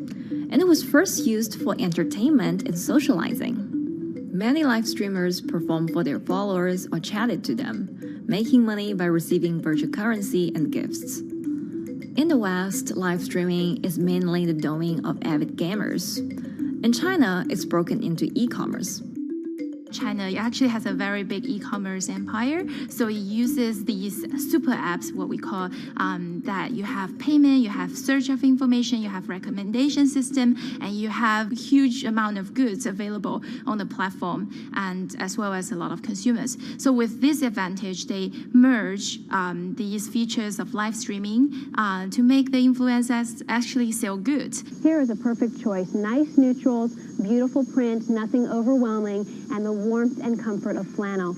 This is item. Traditional TV shopping involves a one-way direction, whereby a host introduces a product, demonstrates certain things, and say, call this number or something. But live stream shopping is live. That in itself is a very, very big difference. It causes different psychology, and live stream shopping is a very entertaining way of actually engaging someone else. When you shop, actually, this live streaming video will continue. It will minimize into a corner, and you can buy the items and pay all on the same app. And after that, the live streaming screen will just enlarge by itself, and the promoter will come back to screen. So it's very convenient. Taobao, one of China's biggest e-commerce platforms owned by tech giant Alibaba, added a live streaming function in early 2016. In the following years, other e-commerce and social platforms like JD and Douyin also integrated this feature. 开头的时候还是有很多的挑战的，对画面的这个流畅，然后是否能够很真实的去还原商品，它其实在这个上面是有很高的这个门槛跟技术的这个卡口在的。不管是我们的这个用户的接受度，还是商家的这个上手的这个难度都很高。但是这几年下来，基本上难点在不断被突破的。Over $70 billion worth of goods was sold via live stream on Taobao in the year through March 2021. Latest surveys show that over 60% of live stream users in China were watching shopping shows, and over 65% of them shopped at least once via live stream. In 2020, live stream shopping got a huge boost during the pandemic, when millions of people were in lockdown and many retailers were pushed online. People, during the lockdown, felt like there's a need for more social interactions. This live platform creates an interesting kind of environment that gives people the sense that I'm actually interacting with you. And then live stream shopping brings in a lot more variety of things that people could buy and satisfy, the sense of like losing control, especially during the pandemic. At the heart of this craze are the top influencers who have tens of millions of followers and sell products worth millions of dollars every night. They often use their star power to get bargains from retailers, which in turn boosts their own sales and influence. So if you think about China's live streaming, you have to know the king and queen of the influencers. The queen of live streaming, Via, she is actually having the biggest viewership and the biggest sales volume for a long time on Taobao platform. She can sell everything from like Gucci sunglasses, lipsticks, homes, and cars. One time she offered her followers to go on a Tesla ride with her, and she even, for once, sold a rocket launch in her live streaming room for 40 million yuan. The king will be Li Jiaqi, more widely known as Lipstick's brother. He used to be a cosmetic sales before he turned into live streaming e-commerce. And he knows a lot about the cosmetics. So he's the one that will actually put the lipsticks on himself when he's on the show. Top live streamers like Via and Li Jiaqi have become celebrities in China and can earn millions of dollars a year. Although not everyone can be as popular, mid-ranking live streamers like Tiffany still earn a good income through sales commissions. 如果说单从收入方面来讲的话，那主播的收入是比普通的工作要高很多。但是呢，主播这个工作时刻对身体，包括对精神都有很大的一个考验的。就是每天需要集中精力，然后长达5-6个小时，这种状态是很累的。而且这5-6个小时的话，你是脑子是不停的，然后嘴巴是不停的，然后手也是不停的，眼睛也是不停的。像我们做主播，不是说单一的只做直播一件事情，然后还会有选品的一些工作，然后还会有一些其他的事情排在里面，其实是没有个人生活的。那我觉得增强粉丝影响力的话，不是说某一件事情。可能今天做了什么事情你就增大了影响力，而是每天不断的内容的输出，粉丝不断的可能对你的了解，慢慢的信任你。没有芝麻酱的味道，如果吃不习惯的话就慎买。A lot of successful live streamers are generally very good at communication. They're very good at articulating very simply what a product does, what a product doesn't do. In order for them to sell, they need to be trustworthy and appear trustworthy, and they need to, show in some ways that they're authentic, right? So for Via and Li Jiaqi, they are able to articulate that quite a bit through their body language, through what they say. For example, Li Jiaqi will also sometimes say bad things about certain products because to him that's his honest opinion, and sometimes people want to hear that. And so they seem very credible, they seem very trustworthy, and don't forget, they're also very entertaining and very interesting. If you're familiar with Li Jiaqi, he won a Guinness record for like the most lipstick applications to models in like 30 seconds. So if you're able to create a lot of buzz with interesting things that you do, people who may not want to buy lipsticks will also stream in just to watch what he does. And then from there, you might get hooked. 这就是一般女生出门的时候涂的口红的颜色。Live streamers also use sales techniques such as limited time or supply. This sense of scarcity can often encourage viewers to buy. The platform in itself creates and enhances some of these things because you see it live. Something we call social proof has taken over, meaning that, hey, other people are interested, other people are joining in, other people want the same product. And and they add it in the chat and they ask questions and they say, oh, I want this too. What happens then? It makes the whole product even more scarce. But it's not just influencers. Local farmers, luxury brands, even mutual funds have also started their own live stream shows. Working with very top-tier live streamers can be risky. It's not necessary that the benefits will end up with the brand. So we see company executives opening their own shows. And we see like P&G have their own sales room, which runs shows every day as well. We also have like local governors in like small towns to sell their agricultural products. So the live streaming is definitely transformed the way product owners can think about how to reach their consumers. And it enables a lot of players to actually sell. Live stream shopping is going global. Merchants in Southeast Asia have embraced this trend. And in the West, Amazon has upgraded its live streaming function, adding interactive features like chat rooms. Companies, including Google and Facebook, are also developing and investing in technologies to integrate video and e-commerce. 直播电商它其实已经开始成为主流，它未来的发展空间跟潜力都是巨大的。接下来大家会越来越依赖这种购物方式，会变成一个比较日常化、比较规范化的这么一个趋势。If you look at the numbers alone, their numbers alone, Li Jiaxi's numbers or Via's numbers, you know that they can sell and you know that they can generate revenue. Are they able to sustain it over a long period of time? It depends on how innovative they are at changing some of the things that they do. But you can't expect consumers one day turn into virtual shopping for good. There will be the nature of us that crave to go into the store, to touch the goods and actually wear it and see how it looks like and walk around in that with our friends. And those things wouldn't be replaceable with live streaming.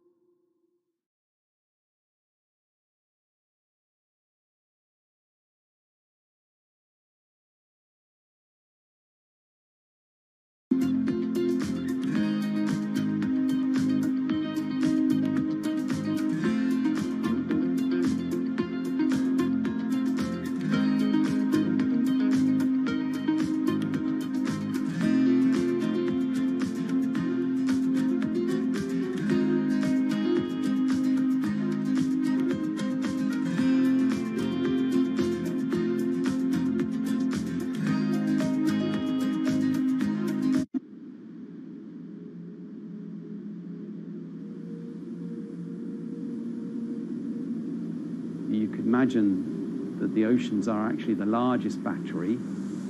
We're storing huge amounts of energy in the oceans. The wave motion can be very deep.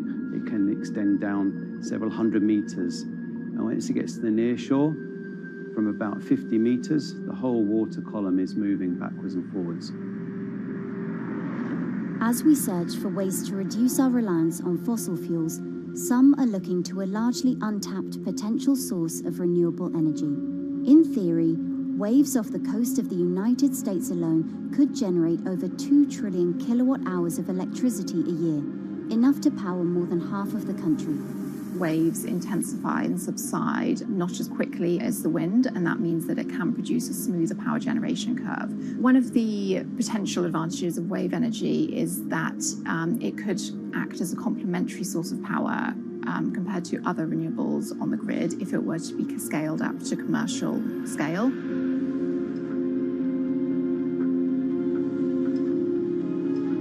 For decades, engineers have been trying to convert wave energy into electricity, but a host of technological and financial challenges have complicated their efforts. In the years from around 2006 to 2015, there were a spate of bankruptcies in the sector, and this was largely because of a lack of kind of continuous proven projects out at sea with reliable electricity generation. Since then, companies have been trying to develop the technologies at a steadier pace and with a smaller cash burn.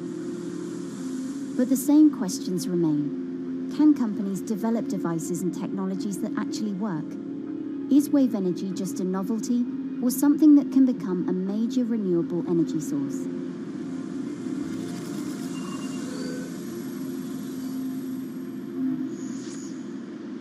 The sea is a very challenging environment within which to operate a power project.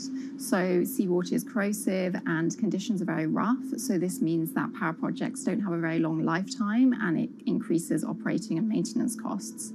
Partly because of that, many early wave energy projects hit rough waters, such as the Palamas Wave Energy Converter in Portugal and the Isla Limpet project in Scotland. But that hasn't stopped others from trying. Companies are focused on testing projects out at sea, proving their durability, trying to raise capital and bring down cost. The sector hasn't really converged around one single technology design, and companies are kind of undecided about which design works best.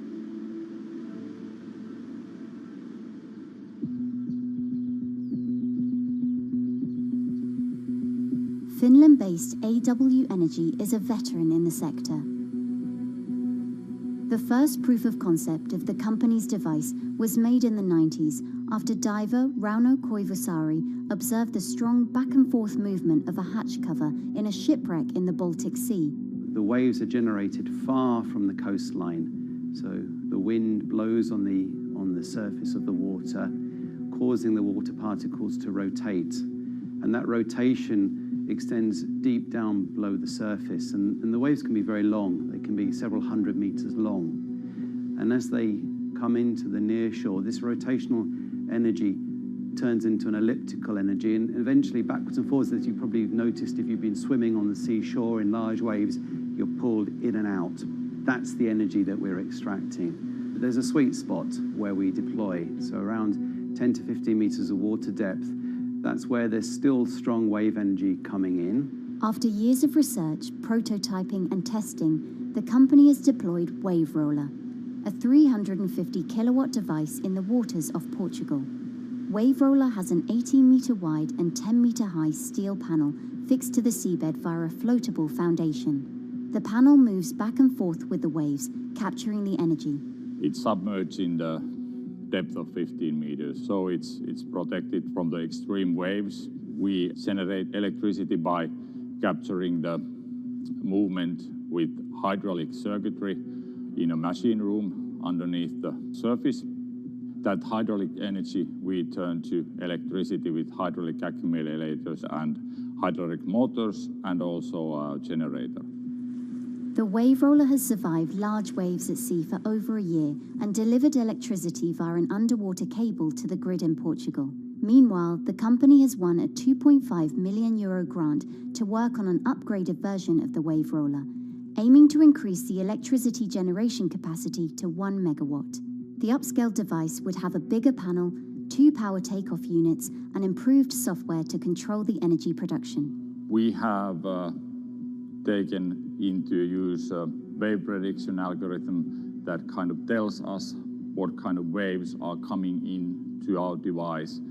That gives us few seconds to prepare for capturing more energy, and the difference in that is significant. Our future plans are to deliver technology around the world. So I'm hoping we can be working on delivering technology to projects in Asia and also in the American continent as well.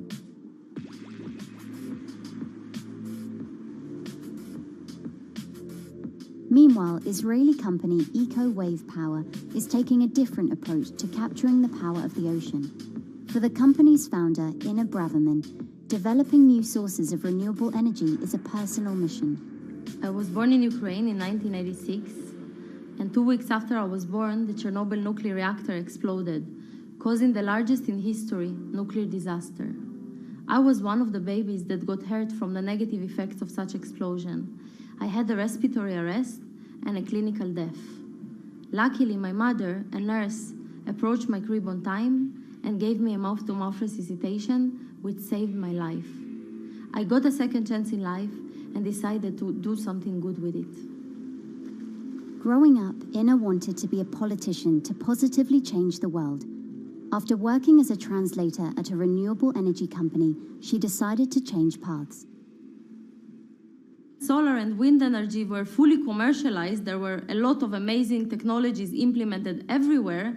I saw that wave energy, although it's an immense source of electricity, the biggest companies in the world are trying to develop wave energy with no success. And there was kind of a race going on in the world of who is the company that is going to develop a viable wave energy solution first. In 2011, the then 24-year-old Inna co-founded EcoWave Power. Instead of installing devices offshore, the company's devices are attached to existing breakwaters, jetties, and piers. Our technology is very cost efficient, especially in comparison to the offshore technologies, because we don't need any ships, divers, underwater mooring or cables. We install on existing man-made structures, and all our expensive equipment, the generator, the hydraulic conversion unit, the automation, is located on land just like a regular power station. This is the EcoWave Power conversion unit that has been operating in Jaffa Port since 2014 until 2020. Here you can see how the technology works. Basically, the floaters are going up and down and pushing the hydro cylinders, which transmit biodegradable fluid into land-located accumulators. A pressure is being built. The higher the waves, the higher the pressure, which is used to turn the hydro motor, which is turning the generators. The whole system is controlled by a smart automation system, which you can see right here. And in case of upcoming storms, the system automatically raises the floater above the water level and keeps them in the upward position until the storm passes. The company has been operating a 100-kilowatt grid-connected device in Gibraltar since 2016, which is enough to power 100 households. Currently, Inna and her team are working on another 100-kilowatt project at the port of Jaffa in Tel Aviv. The project will be also the first time in the history of Israel that wave energy will officially connect to the electrical grid. And our goal going forward is to expand it to all suitable breakwaters in the city of Tel Aviv and to supply a significant part of the city's electricity needs. Today, engineers and entrepreneurs are still trying to crack wave energy. Globally, only a few hundred kilowatts of wave energy are deployed, compared with gigawatts of offshore wind. But the field has come a long way in recent years, and with the right engineering solutions, this new power source could eventually become competitive with more mature renewables like solar and wind. I would have a lot more confidence in the success of wave energy companies today as opposed to like 20 years ago. But in the next few years, or maybe the next couple of decades, it will be more likely to be used in remote locations like islands that are otherwise dependent on expensive diesel power, or out at sea on gas decommissioning rigs, or for powering underwater autonomous vehicles. So definitely, wave energy can compete with other renewable energy sources, but I personally believe that this is not a competition. In order to have a 100% renewable energy friendly world, we need all renewable energy sources to work together.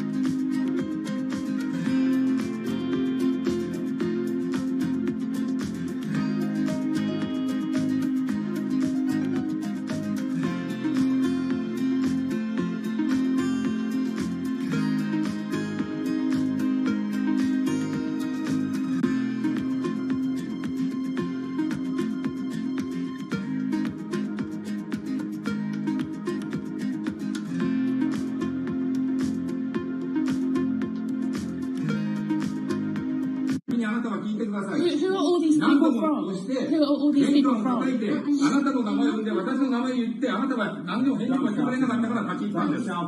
So can you please tell me?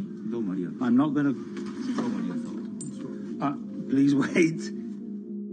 You know, I've covered a lot of companies. I've covered a lot of Machiavellian companies where, you know, people play rough. I don't think I've ever seen anything on the scale of Nissan. He is making you, but you aren't from this side. I mean, it's corrupt. The system is... One of the most dramatic elements was Ravinder Passi's home being raided by court officials in Yokohama. You scared me, you scared my children. I worked in this for 16 years. So Rav Passi's journey into the darkest recesses of the Japanese corporate world started when he was the general counsel, the highest corporate lawyer position in the company. In the past few minutes, Nissan has revealed that its chairman has been arrested after allegations of serious misconduct. He was tasked with investigating Carlos Ghosn. And he was told, conduct an internal investigation and get to the heart of the matter. And then along the way, he started to notice serious conflicts of interest. He is one of the few people who knows an extreme amount of detail regarding the alleged crimes by Carlos Ghosn.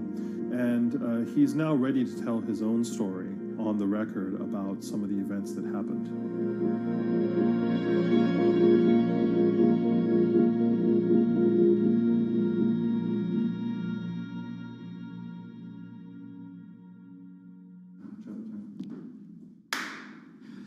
My name is Ravinder Passi. I'm the former Global General Counsel of Nissan Motor Co. Limited. And you could say, yes, I had a front row seat in terms of what was going on. When Carlos Ghosn saved Nissan years ago, he was depicted in Japanese comic books as this hero, and now maybe we'll see comic books where he's the villain. In corporate Japan, Nissan was quite an unusual company. It was led for 2 decades by a non-Japanese executive. Well, Carlos Ghosn was a hero in the Japanese business world. If you had a global business celebrity in Japan and worldwide, it was definitely Carlos Ghosn. In a country with few foreigners at the top, he stood out. But over the years, he saved Nissan from bankruptcy, allied with Renault and Mitsubishi, and turned the alliance into one of the most competitive in the world. Yet as the years went on, you know, I think his ambitions changed a little bit. He started thinking about legacy plays, and one of them was to really tighten the alliance between Renault and Japan. And unbeknownst to him, there was a contingent of senior Nissan executives that were really felt threatened by that move. They really thought that they would lose complete control of the car company, and even in the government, there was probably a little bit of anxiety about a national champion in the auto industry falling under full-blown foreign control. Carlos Ghosn was an auto industry leader, respected by many in Japan. Now he's in jail. The arrest of Carlos Ghosn came completely out of the blue. This was in November of 2018. He was coming to Japan on Nissan's corporate jet for a regular executive meeting, and he was met on the tarmac by Japanese authorities who whisked him away to a jail and charged him with financial misconduct crimes. So what happened was that a power struggle ensued inside the company, and somewhere along the way, it was criminalized. By that I mean that there were allegations leveled at Carlos Ghosn about the way he reported his pay to Japanese authorities, the way he handled money inside the company, that in other contexts might have been a board action, might have been handled internally. A number of executives at Nissan decided to take this difference and take it over to the Tokyo prosecutor's office, and that unleashed a chain of events that would shake the entire auto industry. So after Carlos Ghosn was arrested, Nissan launched an internal investigation into the events that led up to his arrest. So Rav Pasi was tasked with investigating Carlos Ghosn, and he was told, get to the heart of the matter, find out what Carlos Ghosn did wrong and bring it to our shareholders. Yeah, it's really complicated because you had various things coming out of the weeds. 2018, the investigation has started, and we become aware of matters in terms of conflicts, actions by certain individuals that cause some concern because things might not quite be what they seem. So in our story, we really took a close look at Harinada and his role in Carlos Ghosn's downfall. Harinada is one of the most fascinating figures inside Nissan. He's also a lawyer. He's originally Malaysian. Hello, Mr. Hadi. And he had a meteoric rise through the company and became very, very close to Carlos Ghosn and other top figures. He had a front row seat at all the major strategic deliberations at the company. And when he discovered that Carlos Ghosn, as his final legacy play, was going to tighten the relationship between Renault and Nissan, he made a decision to go against Carlos Ghosn. And he became one of the key figures that decided that Carlos Ghosn had to go.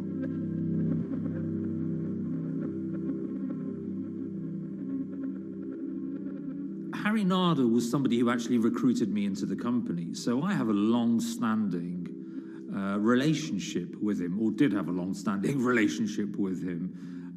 For many, many years, he was a mentor. I had doubts about the credibility of the process right at the start. Harinada had a plea deal with the Tokyo prosecutors. Now, that suggests he was intrinsically involved in some of the wrongdoing, or the allegations of wrongdoing, and it just didn't smell right, just doesn't sit right. So there was a basic conflict of interest. In other words, Harinada had to deliver results to Japanese prosecutors to avoid his own criminal liability, and he's accusing and leading the investigation of Carlos Ghosn.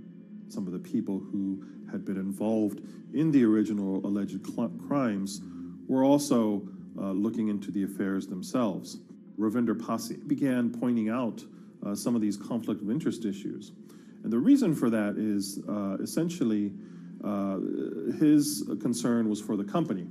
If the company's own investigation into itself was compromised, that could lead to a very weak position in various lawsuits that it was dealing with across the world. I had discussions with Harry, discussions with the statutory auditors about these conflicts, discussions with HR about some of these conflicts, because at that point, we reported into him. You know, at the time, everything was quite, as you can imagine, it was, we've got to do this, we've got to do that, we've got to move fast.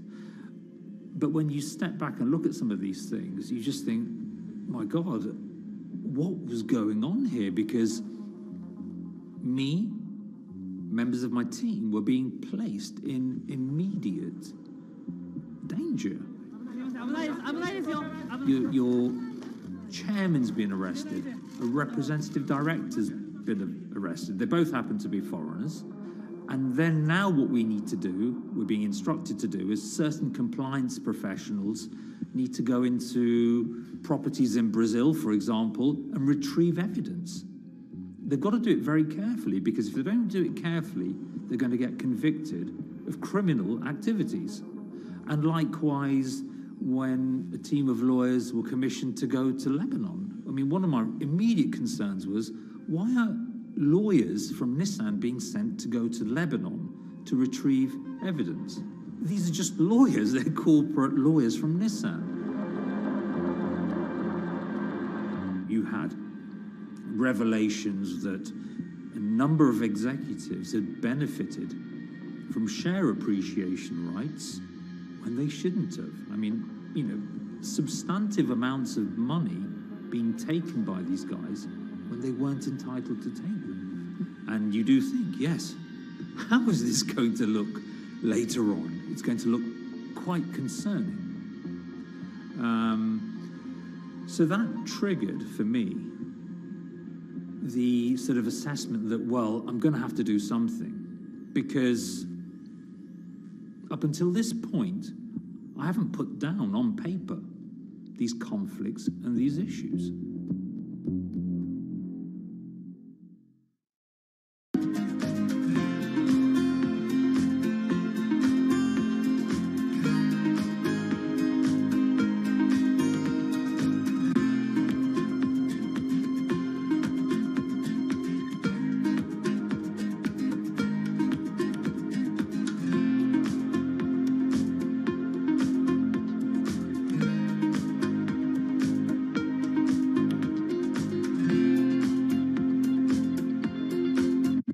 So Rav Pasi makes a fateful move. He writes this letter to the board listing every suspicion he has in great detail, backed up by evidence, backed up by memos, of why this internal investigation had serious problems. He sends the letter to the board and it's crickets. He doesn't hear much of anything. Nothing happened thereafter. Nothing at all. Just like it just gone into a black box. And he began to suspect that there was a desire, even at the highest level within Nissan, to kind of sweep these conflicts of interest under the rug. Unfortunately for me, I think, again, with hindsight, people must have thought that this is the nail that's sticking out, and we can't have this. Within 3 days of me submitting that to the board of directors, that letter to the independent board of directors, I was removed from the GOAN Executive Conduct Matters. I was then told that I could not attend board meetings anymore. And up until that point, I had attended every single board meeting. I was then also told that after 8 years of being in Japan, I'd be going back to the UK. It eventually transpired that I'd be the VP of Projects and Transformation, managing a team of 3. So you can imagine what this feels like at this stage. Almost an arbitrary removal from Japan, where I've lived for 8 years, had 3 children there, my family has grown up, and we've been settled there, having a few months earlier been promoted to vice president at a global level, to being almost demoted. So Pasi was essentially being reassigned to get him as far away from the internal investigation as possible, and also to a certain extent in retaliation to some of the issues that he brought up regarding the internal investigation and Harinada. What happened to Rav Pasi can be seen as a series of corporate humiliations. I mean, first of all, his immediate responsibilities were taken away from him. Eventually, he lost, the coveted general counsel title. But it didn't stop there. Toward the end of his stay in Japan, Rav and his wife were convinced that they were being followed. During that period, I'd noticed that whilst driving my car, I'd have other cars following me. First time I noticed this was around mid-March, and I was driving, I can't remember where I was going, but this grey van, small van, just literally started following me. And I noticed that there was somebody in the car taking pictures. And lo and behold, we were absolutely being followed either by people on foot or other individuals, 2 or 3, normally 2 burly men in a car, different cars at different times, following us around. They were following the family as well. And, given I'd seen the Nissan security department behave in a very, very egregious manner with others in terms of following and surveilling, I was very concerned as to what they were doing and who they were giving this information to. Because if they're giving this information to the authorities, you do think, why? What's going on here? I mean, this is just not normal behavior. And this all culminated in a rather dramatic event in the middle of 2020. Who are you people? Where Nissan had hired a legal team and had obtained an unusual court order from the district court in Yokohama to basically do a search of his home and seizure of his corporate laptop and phone and other documents.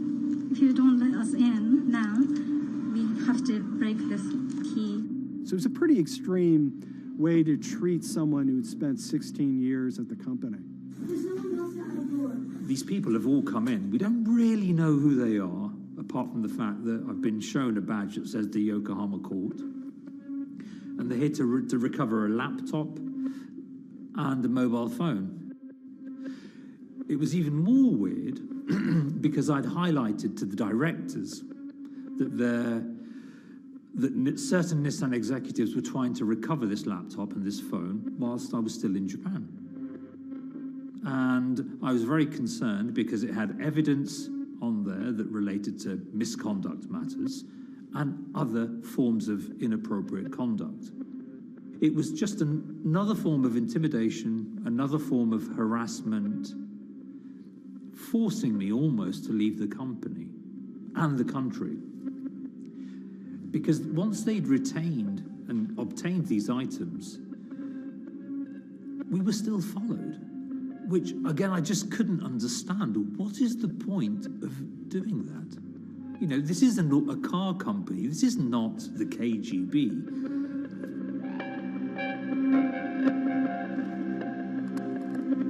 I think it's fair to say that Rob Posse didn't have full battlefield awareness of all the intrigue going on at Nissan. I mean, Hari Nada is interesting because he's both charismatic and charming, and one of the most brutal corporate infighters one could ever run across. This is a confidential company email, right? You should not have this.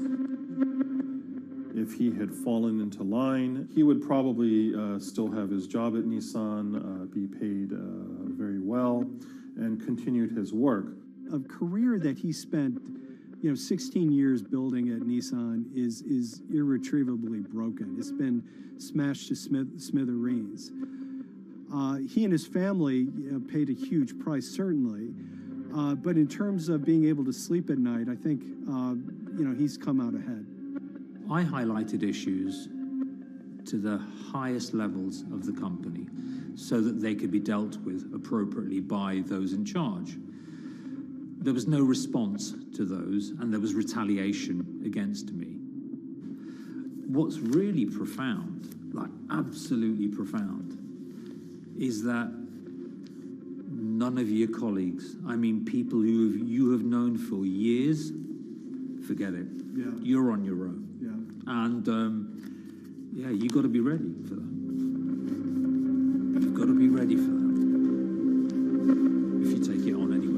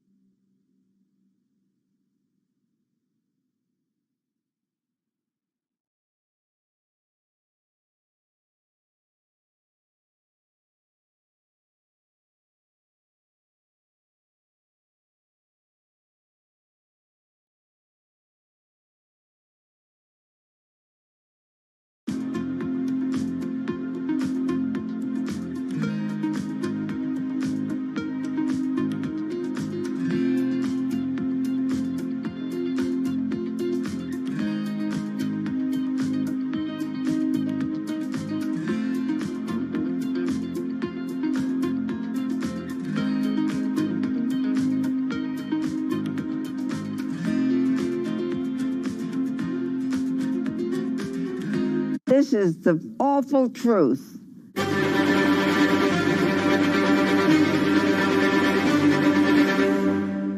There's always someone in the family that's pushing it.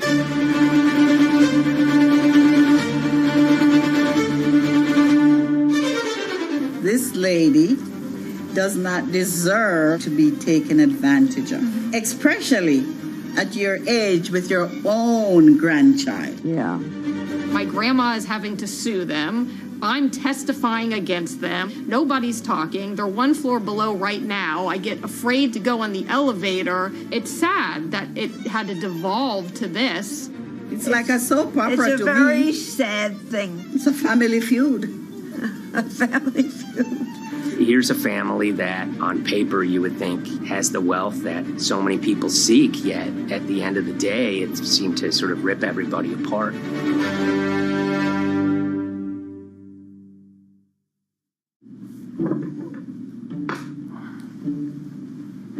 My name's Tom Schoenberg. I'm a senior reporter here at Bloomberg News, cover financial enforcement. I was approached by someone close to the Schottenstein family and asked whether or not I would be interested in writing about Beverly Schottenstein and this case that she had against JP Morgan. And it was immediately clear that there was a great story here to be told.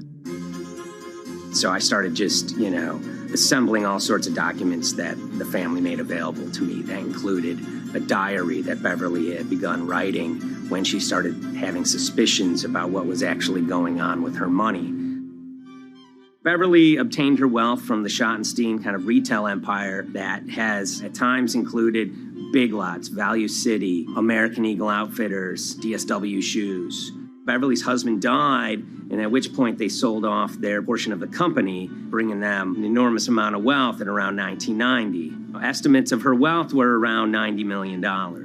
She, for many years, had that pool of money being managed by outside advisors. Her grandsons in the late 2000s had both graduated and were becoming financial advisors. She gave them a little bit to work with, and over time, her grandson, Evan, became the trustee of her entire estate. Managing sort of family money is not a conflict. In fact, some ways in wealth management, it's kind of how you get your start. It's kind of the seed that you need to sort of get going in the business. But Beverly started having suspicions that something was wrong probably in around 2016. Well, there were suspicious things, but taken separately without everyone talking about their own experiences, it was hard to really put it together. She had written a check to her caretaker, Dawn, that bounced. So she went down to her local Chase branch to sort of find out what was going on. She wasn't getting paper statements in the mail, so she asked them to print out a number of her statements having to do with her checking account and her credit card account. So we went to the bank and asked for the statements. And she got a whole year and going through all of them, page by page by page. And it was there she saw all sorts of charges that she said she didn't authorize or didn't know about. I was becoming very, very suspicious. I was starting to look in the money part, and that's what bothered me more when I saw that money was going. And I was not a big spender. Around the same time, Dawn, she starts noticing Beverly's son, who lived in the condominium below her, came up with Evan with a shredder and started grabbing papers in her office area, including some with JP Morgan letterhead, and just started sitting at the kitchen table, just shredding documents over and over. Yeah, they came in one morning. They used to do it in the back. Through the back door, and they brought the shredder inside. And then they went in the drawers in the office and took out all the papers, and they started doing it. I was very suspicious because I know you don't go around and destroying papers. Beverly said that they had done this many times before. That's when she said to me, Dawn, I'm going to write my feelings in this black book. Diary. And it's a diary, and she started writing. Each day she would write a little at a time. Around the holidays of 2018, a package had arrived, a FedEx package, and in it were materials about a venture capital fund based out of the Cayman Islands. Dawn and some other family members take a look at this, and they see that Beverly is signed up for this fund to the tune of $5 million over the course of several years. And that was really the beginning of it. That was sort of the tip of the iceberg when it became obvious that something was going on, that my grandmother really wasn't aware of this fund. You know, Beverly started to panic. She got really upset and called, JP Morgan's headquarters in New York and asked for Jamie Dimon. She said she was told someone would call her back, but she says that never happened. She wrote a letter to Evan and Avi, and in there she laid out a number of things that were concerning her: unauthorized trading, the checking account. She had about $1 million worth of jewelry in a safe deposit box, and that her son Bobby had the key to that box, and that jewelry had gone missing. All this was kind of packaged in this, 5-page handwritten amendment to a will and trust. There's such an evolving narrative about why the jewelry was taken. The only truth we really know is that the jewelry is gone. But why it happened, there have been a lot of different stories. You just don't take your mother's wonderful things and hand it out. And they emailed that note to JP Morgan to seize all activity on her account. And it ended up setting off a firestorm after that. As soon as they got this email that there was a cease and desist and that she wanted to send her money and change brokerage firms, they were actually vacationing one floor below downstairs. They're there right now. The next day, Beverly's in her place. The granddaughter's still in her place visiting. Dawn is there, and up comes Bobby kind of barging through the door. And he's screaming about what was sent to the JP Morgan. They're now investigating them. And he's furious, takes his mother and sort of puts her into a chair, gets pen and paper, and she says physically forced her to write a retraction letter. They were pushing me around. It was a scary time. I was really afraid too. I had to take her to the doctor, and she did an x-ray because she was in so much pain. The locks had to be changed. The phone number had to be changed. I really thought we were going to have to hire guards to be outside just for protection. Oh, it was terrible. Horrible scene. Beverly brought her case before the Financial Industry Regulatory Authorities, usually known as FINRA. It took several months of hearings. She sees all sorts of transactions that's going on, hundreds of them that she claims that she never knew about, never authorized, but yet were logged in JP Morgan's files as having been direct requests from her. That included the sale of a large amount of Apple stock worth several $1 million, as well as all her stock in Big Lots. Over the course of their time with JP Morgan, Evan and Avi were making all sorts of trading on her account that was generating millions of dollars in commissions for themselves and the bank, yet she was not sort of getting any of the type of gains that you would expect sort of an $80 million account in a bullish market to be able to get. They issued a ruling entirely in her favor, finding that her grandsons, as well as JP Morgan, they were liable for violating their fiduciary duty, misrepresenting themselves, and they also found that the bank and her grandson, Evan, were liable for elder abuse. Evan and Avi, they were fired from JP Morgan. They issued an award of about $19 million. I reached out for comment, and JP Morgan emphasized that Evan and Avi were no longer with the firm and that their actions do not represent the sort of values of the bank. I reached out to Evan and Avi, heard back from their lawyer saying that, they disagree with the law and the facts that FINRA kind of used to decide the case against them and are seeing if they can have it withdrawn. Her son, Bobby, wrote her a letter, said his sons weren't criminals, and he also admits to taking her jewelry. And he says he needed it to pay off some bad business debts he had. They never once came up to say, I'm sorry. If there had been an apology and some acceptance, and asking for forgiveness from my grandmother, I don't think we'd be in the position that we are now. Since the piece came out, we've received dozens of messages from people, many of whom are telling their own sort of personal tales of, kind of financial advisors gone bad, or family members who got control of an estate and abused, those within.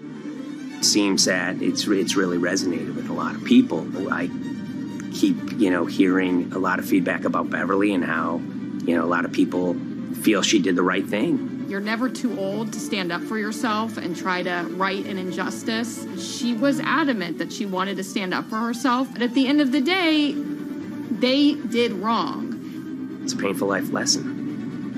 Beverly taught them that you don't mess with grandma.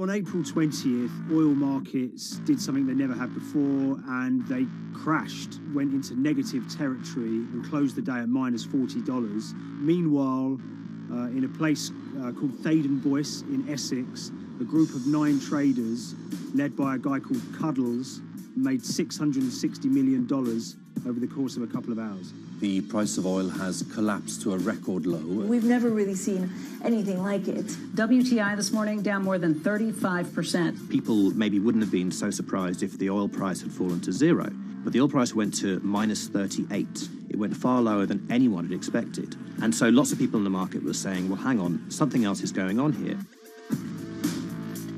A couple of months later, I started to get wind through a kind of network of sources that a tiny firm in the outskirts of London had made a huge amount of money that day and potentially had some part to play in what happened. The information we got was that 9 traders at Vega Capital London had made in the region of $660 million in one day. As a group, I think they made as much money in one day as Apple makes from its international sales in one day. I mean, it's an insane sum of money. Did they pull off a fantastic trade? Did they predict the way the market was moving and get it absolutely right? Or was there something else going on, and had they actually done something that breached market rules in a bid to sort of push the market? And that investigation is ongoing.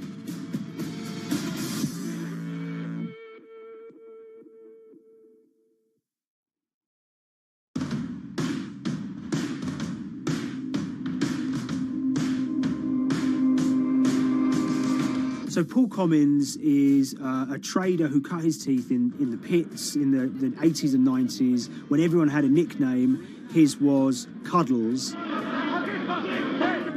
If you can imagine, that was a very sort of cutthroat type of world where people are doing, hundreds of thousands and millions of dollars trades by shouting at each other, giving hand signals, and then sort of scrawling on scraps of paper.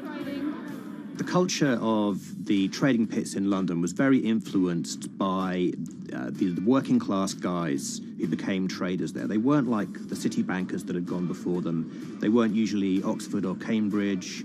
They didn't wear Savile Row suits. They were ordinary working guys who happened to have a talent for trading. And a lot of them came from Essex. I think it was 400 traders in the pits, and Cuddles in his oil and gas pit was described to us as amongst the top 3 amongst that, was very successful and made very large amounts of money as a young man. But inevitably mechanization and the arrival of electronic markets was the kind of death knell for the pits, and in 2005 the IPE closed down. And when the pits shut down, a lot of the traders who worked there lost their jobs or quit or went to work for financial institutions. But Paul Commins decided to start his own trading collective out in Essex. Some of them are ex-pit guys, cut from the same cloth as him. Lots of them are actually sort of in their 20s, and they're his, drinking buddy's son, or they're his own kids' friends from football. They're young lads, hungry and ambitious, and he brings them into the fold. And fairly shortly, he's got, maybe a dozen or so traders that they're independent, let's be clear, but they're all part of this collective.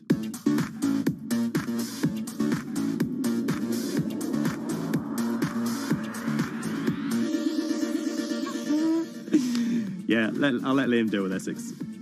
I am from Essex, so I feel like I'm free to, to get into this. Sweet, as they say. If you were to ask someone in Britain how they would imagine a kind of Essex person, they would see someone who's maybe slightly flamboyant, with a sort of Cockney accent, a sort of Guy Ritchie-style accent. Not afraid to splash the cash, but it's probably pretty bright and has done well for themselves. Don't even make sense, does it? But, these guys, they drove around very nice Rolls Royces and Bentleys. They went to places like Marbella on holiday. Thaden Boyce is a very wealthy place. You have to have considerable income to be able to afford to live in that village. It's a really nice place to live, and it's 20 minutes tube ride away from the city. Earlier in the summer, we have this lead, which is that there's this tiny firm called Vega Capital London, and they were the biggest winners from the biggest oil crash in history. Anyone that covers markets is going to be surprised about that. You're thinking your BPs of the world or your Glencores, but it's this tiny firm. And one of the big challenges that we had was actually finding out who worked with Vega Capital. It wasn't immediately obvious, and at first we had absolutely no idea. If you go to the Vega Capital website, it says it's under construction. If you do basic online searching, it's very difficult to find anyone who's publicly connected to the company.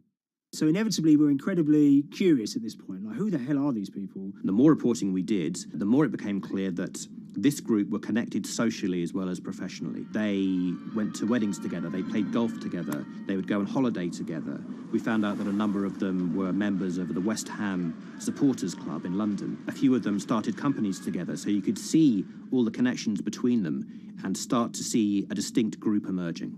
And it really just was this kind of shock that, this wasn't just like a hedge fund or a firm you'd never heard of. This was actually a group of buddies who all had the same experience on this day and had all made a huge amount of money. So if you're an oil trader, there's a number of different ways you can trade, and probably the most popular is WTI futures contracts. And it's basically a contract that says, I'm going to buy 1,000 barrels of oil from you at this point in the future, or I'm going to sell 1,000 barrels of oil to you at this point in the future. It's actually just a financial contract to gamble on to predict whether oil is going to go up or down. On the 20th of April in Essex, there have been signals for a while that this was going to be an exceptional day in oil markets. And we know that some of them arose early and started their trading in the early hours of the morning while it was still dark outside. Essentially what they were doing is buying contracts that gave them an obligation to buy oil at whatever the price ended up at 2:30 p.m. So they're basically placing a bet that oil was going to fall throughout the day. But they're simultaneously selling lots of oil as well. And whether they make a profit and how much profit they make is the difference between what they buy the oil for and what they sell the oil for. Now, of course, we now know throughout April 20th, the price dropped and dropped. So this is going very well for them. They are committed to selling oil at these prices, and the prices are continuing to fall, which means they're going to be able to offset it and buy oil at cheaper at the end of the day. Now, once it gets to kind of 1:30, 2 p.m., that's when things start to get really interesting.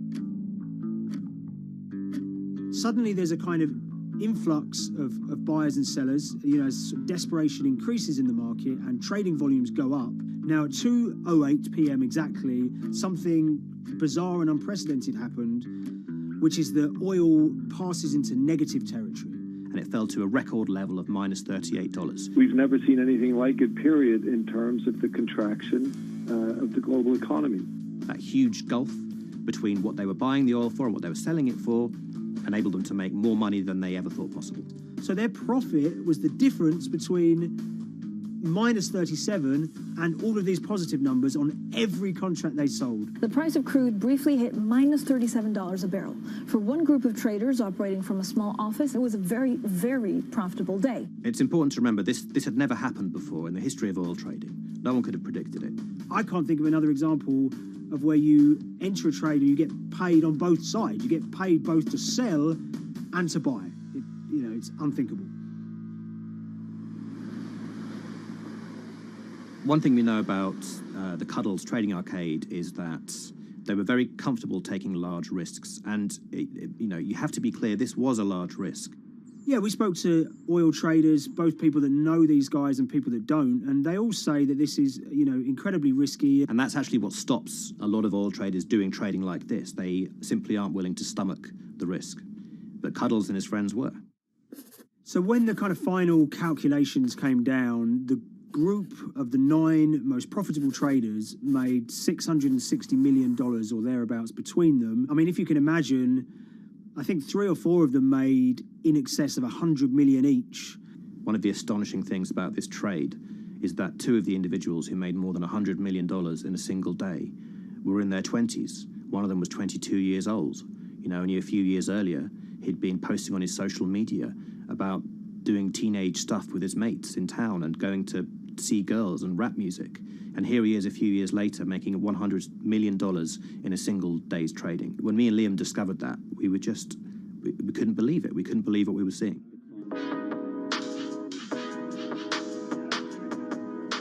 Oil trading is a zero-sum game. Anytime you're making money as an oil trader, someone else is losing it. Amongst the biggest losers were the investors in this Chinese fund, Crude Oil Treasure Fund.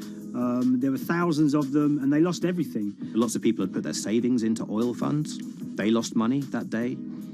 Big banks and brokers who sort of stand in the middle of trading parties, they lost money that day. And another interesting thing is that oil-producing countries like Kuwait or Canada, they sell oil as an average of the WTI closing price over the preceding month.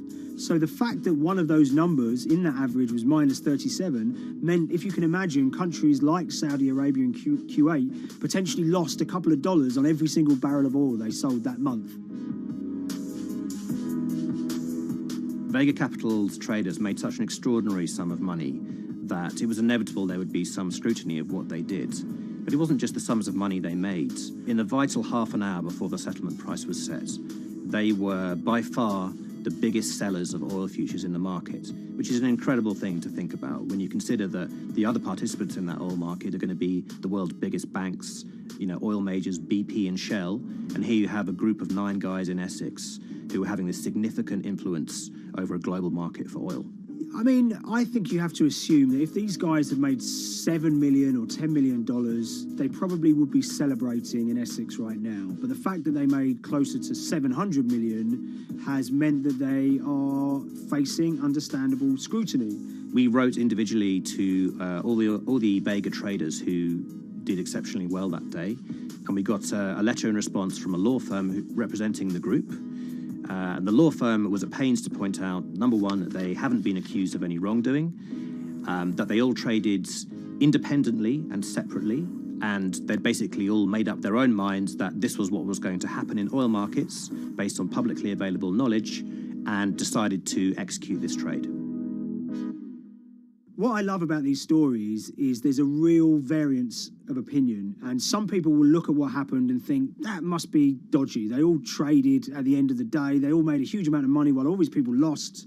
That's shocking. But lots of people say these guys are at acute disadvantage. They're in a market that's inhabited by, huge technology-driven funds and firms and oil giants that have got all the advantages in the world, and when you get a bunch of Essex geezers who essentially beat the market and find a way to make a huge amount of money, they should get a pat on the back, really, because that's the dream.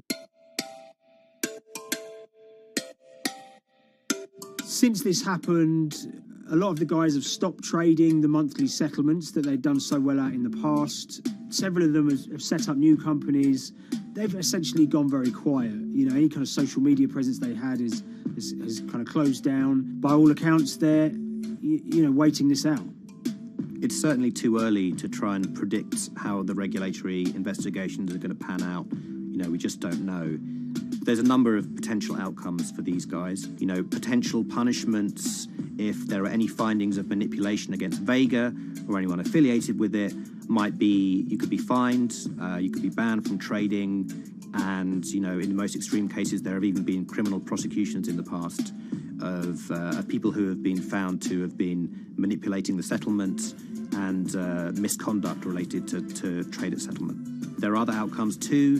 One obvious one is going to be that they're able to walk away from this life-changing trade with all the money that they made and celebrated as heroes in the trading community. That they'll go down as legends.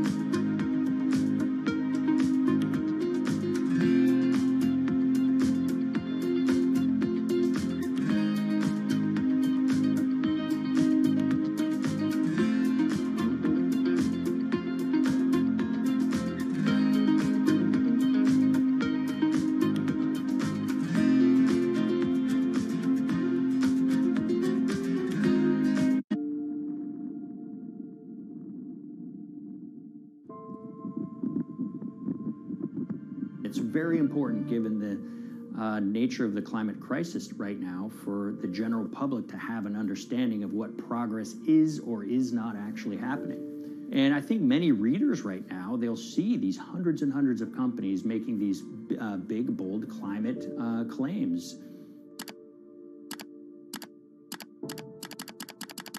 And they would be forgiven to think that we're well on our way to meeting the emission reduction trajectory we need to be on. And the reality of the matter is we're just not on that trajectory. And a key reason for this sort of disconnect is the use of offsets that aren't doing what they claim to be doing. We have a massive potential for sort of willful blindness. We can convince ourselves of things regardless of what the facts are. And so that's what tends to happen in these cases. It's not that anybody is setting out to commit climate fraud. They sort of walk themselves into a situation and they convince themselves of one thing, and that allows them to convince themselves of another thing. But at the end of the day, they're doing something that makes no sense at all.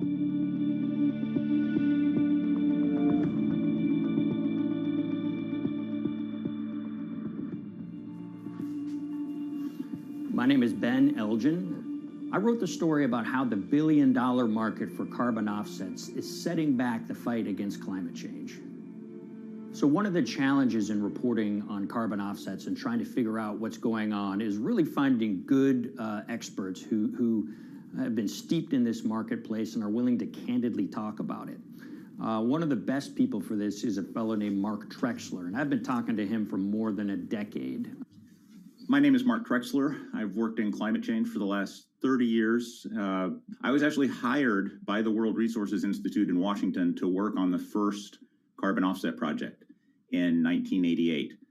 In terms of defining a carbon offset, one of the beauties, so to speak, of greenhouse gases, sort of the silver lining of greenhouse gases, when you put up a molecule of CO2 into the atmosphere, it can be anywhere in the planet in 7 days.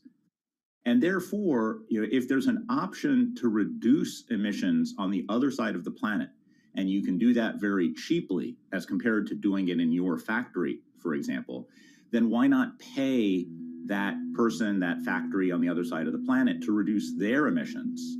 Then you are, in a sense, offsetting your emissions, and the atmosphere doesn't really see your emissions anymore.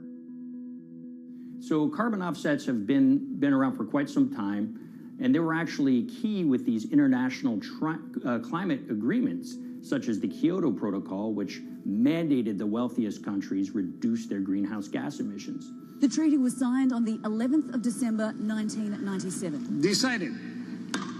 The business community in general saw carbon offsets as a huge opportunity to comply with whatever policies and measures might be coming down the pike on climate change much more cost effectively. We've seen a huge surge in companies making big proclamations about how they're going carbon neutral or zeroing out all of their carbon emissions. We're going to reduce our carbon footprint to net zero. Unilever is committing to net zero emissions. We can achieve a net zero emissions world. We began looking at these corporate claims of dramatically reduced emissions, and we noticed so many of these companies were using carbon offsets to achieve these aims. And as we began to look at the carbon offset projects themselves, what we found is that the environmental benefits claimed by these companies are not actually what they seem to be.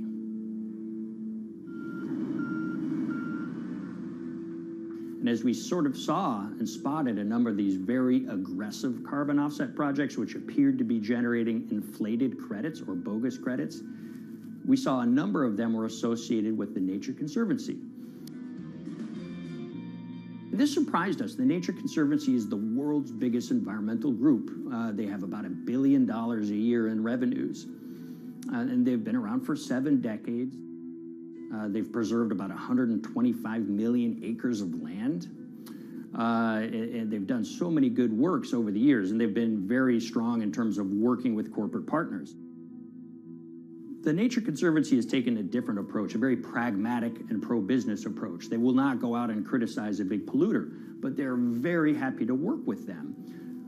Some might say that, well, that's selling out, but others would say, and those at the Nature Conservancy would say, these companies have deep pockets. They can help fund important preservation work, and we have absolutely no problem working with them on this stuff. So companies are very warm, and they've partnered with the Nature Conservancy for many years.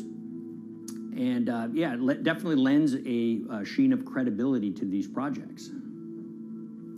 Here's 20 new reasons to visit Disney World this year. 1, 2, if you look at, for instance, Disney, that's a sprawling company with theme parks and cruise lines that burn up diesel fuel. They have office buildings and television studios that consume electricity. So these companies are trying to make major reductions in their carbon footprints, but it's very difficult to change these fundamental ways their businesses operate. So Disney has been a big buyer of carbon offsets that are orchestrated by the Nature Conservancy. One of the projects that they buy from is called Pennsylvania Ridges. And that's a plot of land. Most of the land is actually about a 3-hour drive outside of Philadelphia. Interestingly, this land, 3,000 of these acres, was actually acquired by the Nature Conservancy in the late 1990s. This land was imminently threatened. There was a pending logging contract on this land. So they do what they've done so well for all of these years, which is they go out, they raise money from local philanthropists, and they go buy this land to protect it from developers and loggers. And at the time, according to an archived version of the Nature Conservancy's website, when they were proudly announcing this deal, they said, these threats have been abated because of this acquisition by the Nature Conservancy. So it's really interesting now, fast forward 2 decades to earlier this year when they put forward this carbon project. And if you look through it, this land is a key part of that carbon project. And what they're now saying is this land is now once again imminently threatened. 72% of the trees are going to be cut within 5 years. Now this is just astounding because this land is owned by the Nature Conservancy. They do not clear-cut land that they've bought through philanthropic donations. So this scenario that they've put forward to get carbon revenues is not really plausible. And what that means is when you have Disney coming in and buying these credits, when it eventually lowers its carbon footprint because of these credits, well, that won't be a credible or truthful claim by Disney.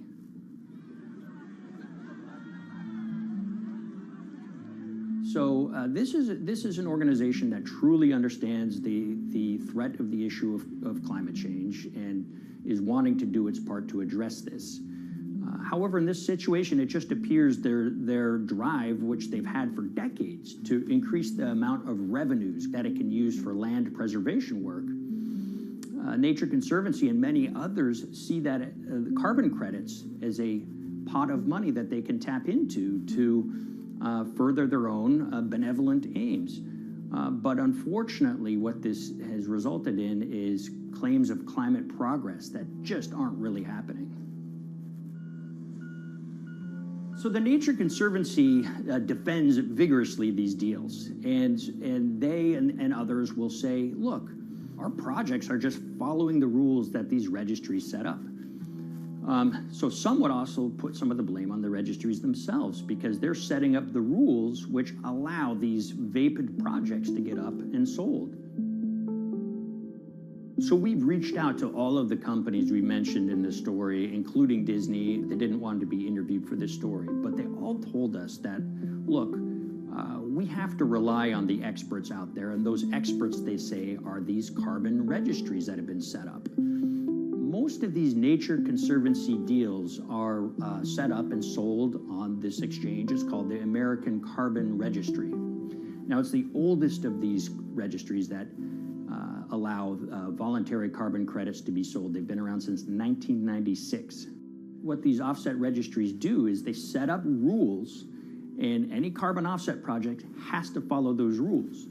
But there's this tension that's always there. If the rules are too strict, then it's going to be very hard for carbon offset projects to get up and running. So there's this balance going on where the registries want rules that attract projects, but they don't want it to be so strict where it will disincentivize projects from getting listed.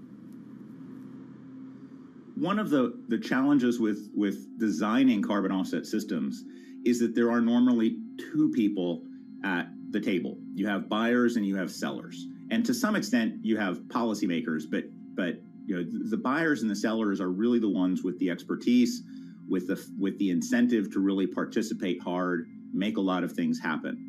And the challenge there is that both of them sort of want the same thing, or they're both happy with the same thing. They're happy with low-cost offsets and a lot of them, because that works for their business model. You end up, though, with nobody really representing the atmosphere, so to speak. Nobody's really representing the climate in those discussions. And so the policies end up biasing the whole system. And you end up in sort of a race to the bottom. And that's what we've seen happen. You know, when it comes specifically to the topic of carbon offsets, you know, I am a fan of carbon offsets in the sense that they can help mitigate climate change. They absolutely can. But, you know, if we're not going to do it correctly in a way that actually does help mitigate climate change, then it's nothing but a distraction. And, you know, after 30 years, you have to start wondering, is it really just a distraction? And that's really unfortunate, but that's where we are. Ultimately, what needs to happen is systemic change. You know, we're sort of nibbling around the edges with some of these different things. We need to change how we produce energy. We need to change how we transport ourselves. We need to change what and how we eat. You know, we need systemic change associated with transitioning to a low carbon economy. A lot of what we're doing today is not promoting systemic change. It's sort of trying to stick your thumb in the dike to preserve the current system. And at the end of the day, that can't really work.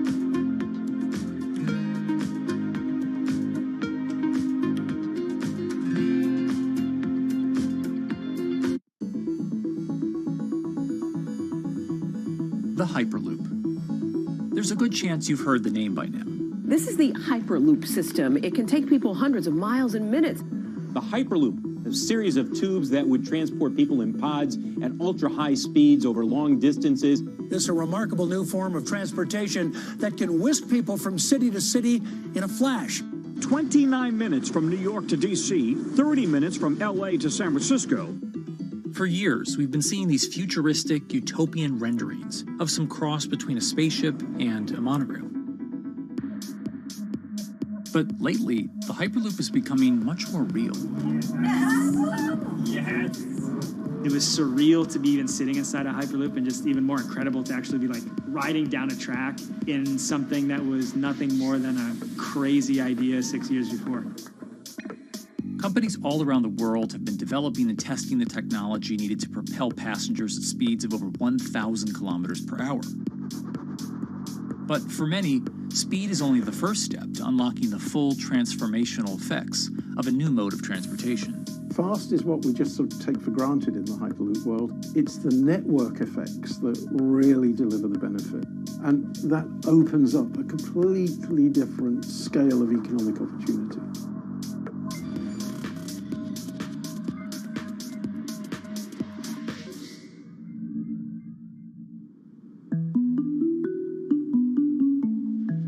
We've got planes, trains, automobiles, and boats for getting around Earth. But what if there was a fifth mode? And I have a name for it, which is called the Hyperloop. The Hyperloop? Hyperloop, yeah.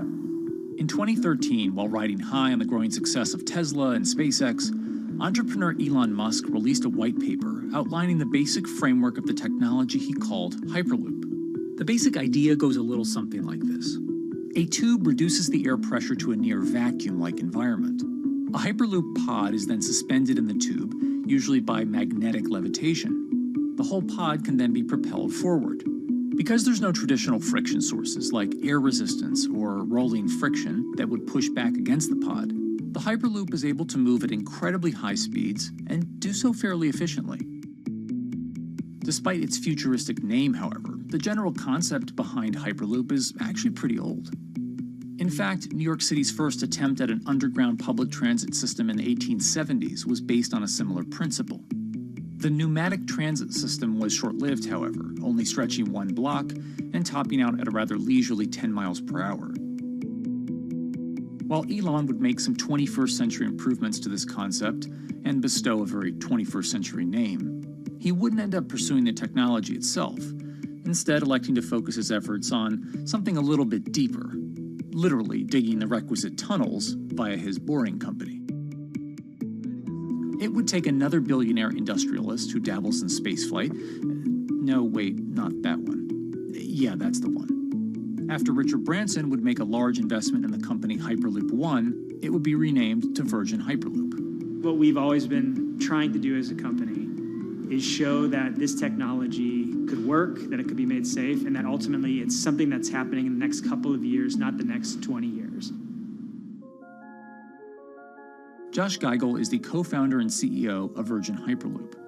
In a familiar tech startup story, he's seen the project go from a garage to a large-scale testing facility outside of Las Vegas. So we started building the first kind of Hyperloop system in 2016. We've done a lot of work, about 500 tests that we've done on that over the last 5 years. And what we realized that we need to do is take that technology, show that it can be commercial, so drive the cost down, improve the efficiency, improve the performance. But the key thing is actually making it approachable and safe for individuals. In order to do that, Josh, along with Virgin's head of passenger experience, Sarah Lucian, bravely volunteered to take the inaugural ride. What her and I were realizing is we're the first two people sitting in a Hyperloop. The only type of people that have gone through this environment are in spacesuits, and there we are in just normal clothes because of the system, the safety of what we designed. 3, 2, 1, launch. And then once we started going, you felt a bit of acceleration. We accelerated a little bit harder than we would in commercial. It'd be like a sports car. Yes. We got to about 108 miles an hour on that test. And it's a short run. It's about 500 yards or so. And came to a stop. The test, lasting only about 20 seconds and covering only a quarter of a mile at just over 100 miles per hour, is a long way away from a true functioning Hyperloop. But as for optics, it's a crucial step for the future of funding. The number one question we got from investors or from project proponents or just people in general was like, is a Hyperloop safe? And what better way to show something is safe than by actually getting people on it? But convincing investors and governments that would likely be fronting some of the construction costs for an unproven technology is no easy task. First and foremost is the question of safety. Most people don't know how an airplane works, but yet they get on an airplane. They get on an airplane because, it's faster than driving, and most importantly, they've probably gotten off of one before, they've seen someone get off of one before. And so what we set out to do was actually show that Hyperloop could be safe with two normal people, not astronauts, not adrenaline junkies or test pilots or anything like that. Two normal people getting on a Hyperloop, and then most importantly, those two people getting off. But beyond safety concerns, constructing Hyperloops will undoubtedly require a significant capital investment to the estimated tune of around $60 million per kilometer of track. So a track from San Francisco to Los Angeles, for example, is likely to come with a price tag over $10 billion. And before large governments are willing to come in and front those costs, investors who are funding Hyperloop development must accept it as a long-term mixture of technology and infrastructure investing. Investors that are used to short returns because you're developing apps or something to that effect, those aren't the investors that really get excited about Hyperloop. What you start to see is the people that are looking at platform technologies, right? So this idea that because the smartphone existed, Uber could exist, right? So who are like the Vanderbilts of this century? And that's the part where you're going to get a lot more no's than yeses. But there's people that have the ability, the fortitude to stick it out, to see the game-changing platform here. Those are the people that we're looking for. And since we've done that passenger test, there has been a lot of interest that's really, this is a lot sooner than I thought.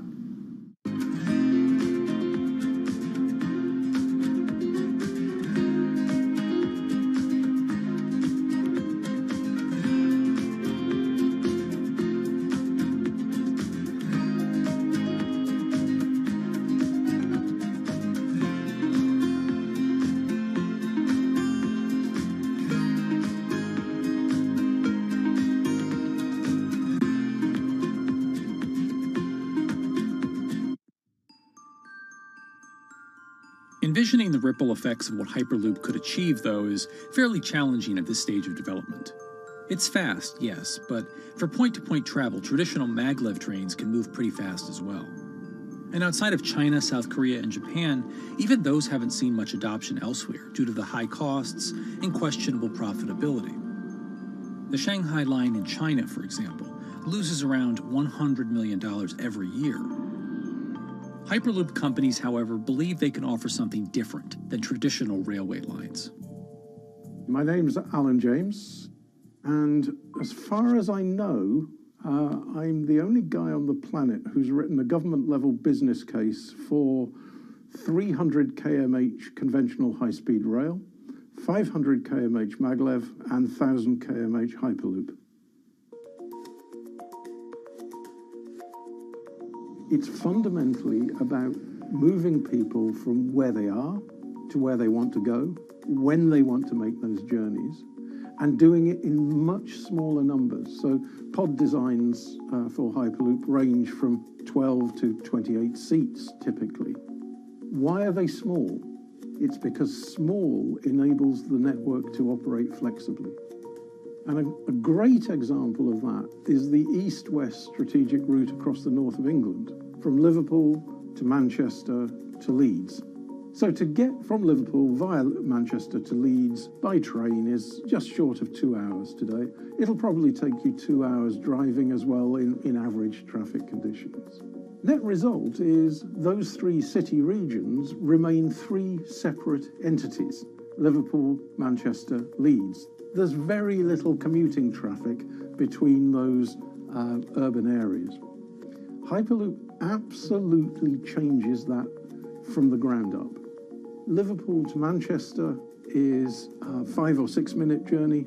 Manchester to Leeds is also a 5 or 6 minute journey. What that effectively does is create a single supercity economy. In this vision, the Hyperloop acts a little more like a highway, where pods have fixed destinations and don't need to stop along the way. Meaning you can travel on a Hyperloop network from, say, Liverpool to Leeds, while the pod behind you travels from Liverpool to Manchester. And if that metro Hyperloop network is connected to other networks from the same location, you could travel from Liverpool to Paris or Liverpool to Amsterdam, all without making a single stop. For passengers, for business, for leisure, that is utterly transformational. For high-value freight and logistics, it's equally transformational. But critically, if you do a Hyperloop network at scale, you begin to deliver massively significant carbon savings too.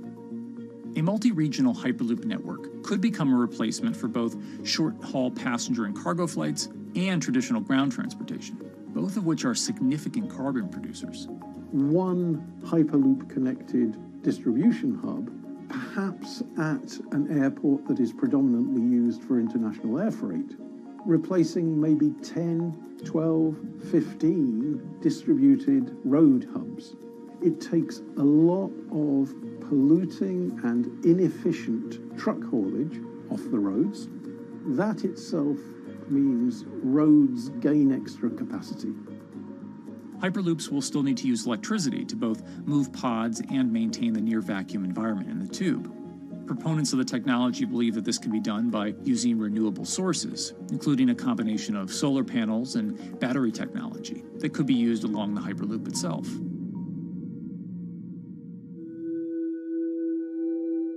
But even with all multipliers of time and carbon emission savings that a Hyperloop network may provide, the investment capital required to actually build such a network becomes even more economically and politically daunting. Committing doesn't mean spending billions on day one. Committing means, how do we phase it?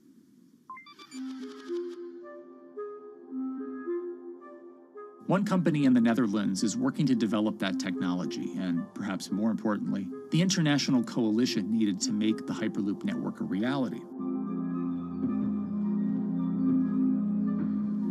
So we are here in Europe's first full-scale Hyperloop test facility, where we can already prove every conceptual technology of the Hyperloop. This is Tim Houter, a co-founder and CEO of Hart Hyperloop, headquartered in the city of Delft.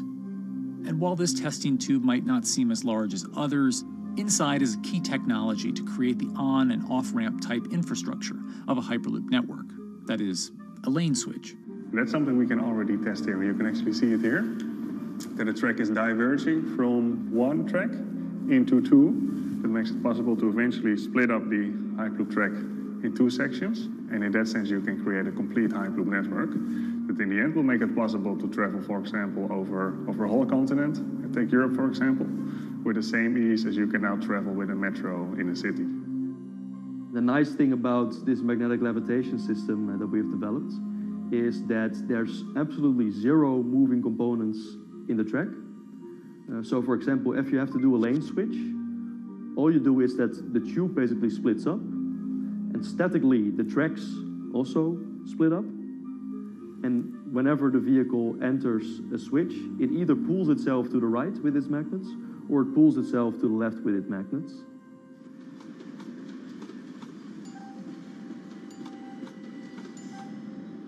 Lane switching on traditional rail requires the physical movement of the rail. Even modern magnetic levitation tracks use lane switching techniques in order to transfer trains from one track to another. And this is a very crucial element, because this is the thing that limits the capacity and, in the end, the usefulness of the rail network. Because the moment that a track is switching, that means that at that moment you are creating an unsafe environment for the trains behind it. So you need a lot of space between trains.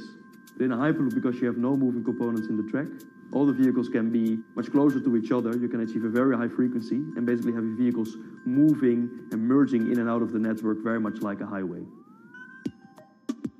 For now, though, Hart's physical testing has been limited by the size of their tube. Because the test track is only 30 meters long, they haven't tested this lane switch at speeds greater than 20 kilometers per hour. However, the company is working to build a new test site where it plans to increase that testing speed to 300 kilometers per hour. We're now in a phase where we have proven most of the most important technologies in the test facilities that we already have. And we have also demonstrated the viability and the feasibility of a network. If you look at all the subsystems that it consists of, most of those are proven systems, already demonstrated in lab conditions. So we don't really believe that the technology itself is going to be the biggest challenge. Because for all Hyperloop companies out there, actually building a Hyperloop system requires more than just a good product. We're talking about the safety aspects, we're talking about integration into the environment, we're talking about the social aspects. Do people feel comfortable traveling in such a system? So it's about all these different aspects, and the complexity is really getting all the different stakeholders that are relevant and that do need to contribute to bring this to market, to get them all following the same roadmap.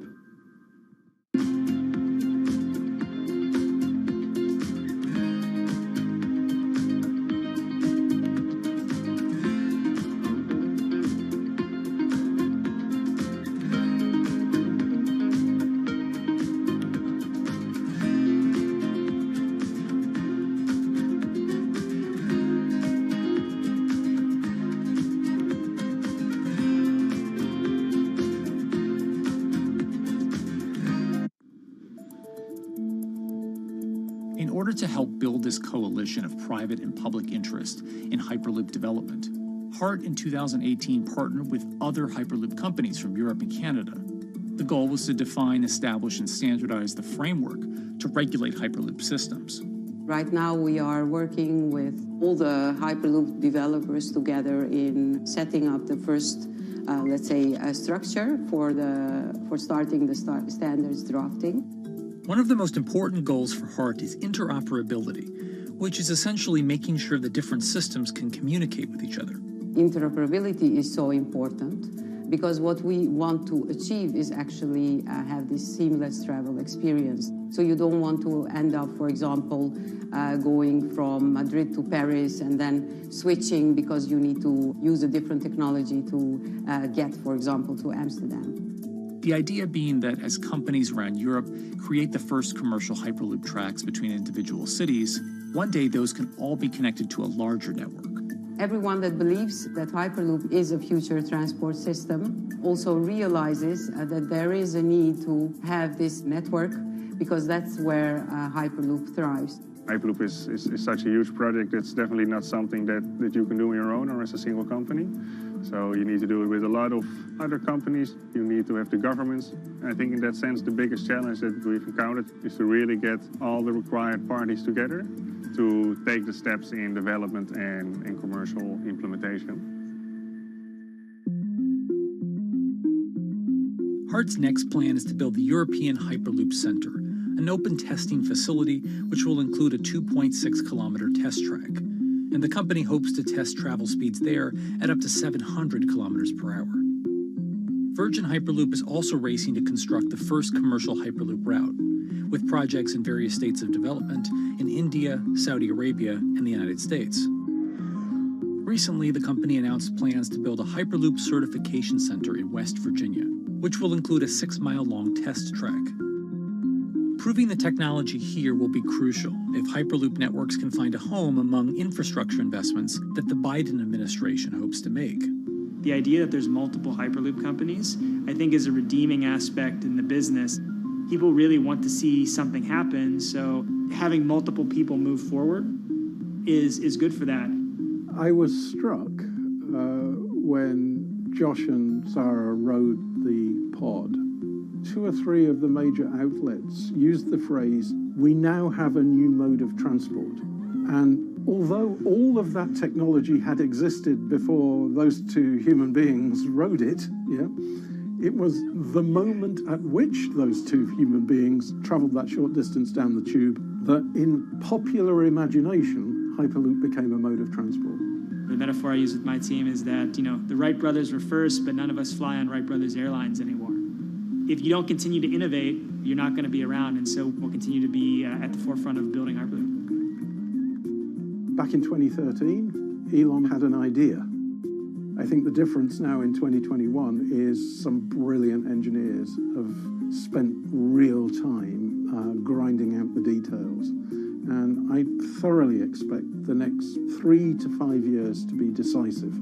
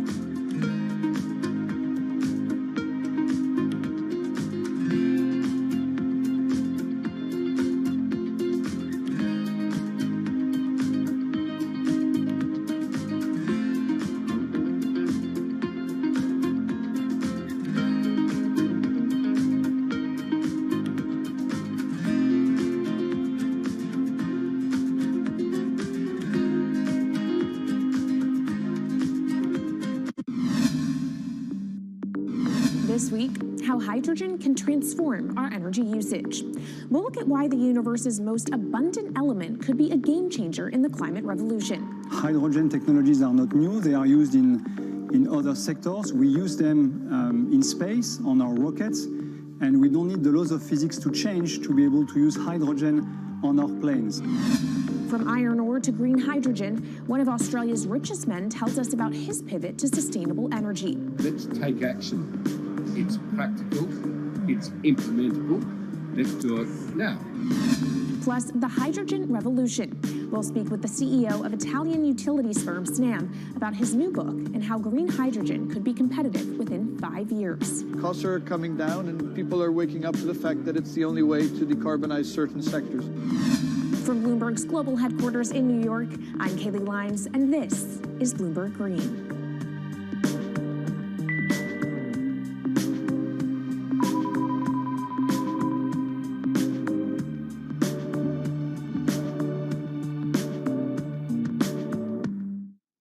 It's a new year, so here at Bloomberg Green, we're highlighting new solutions in the fight against climate change. And one of those is as old as the universe itself, hydrogen.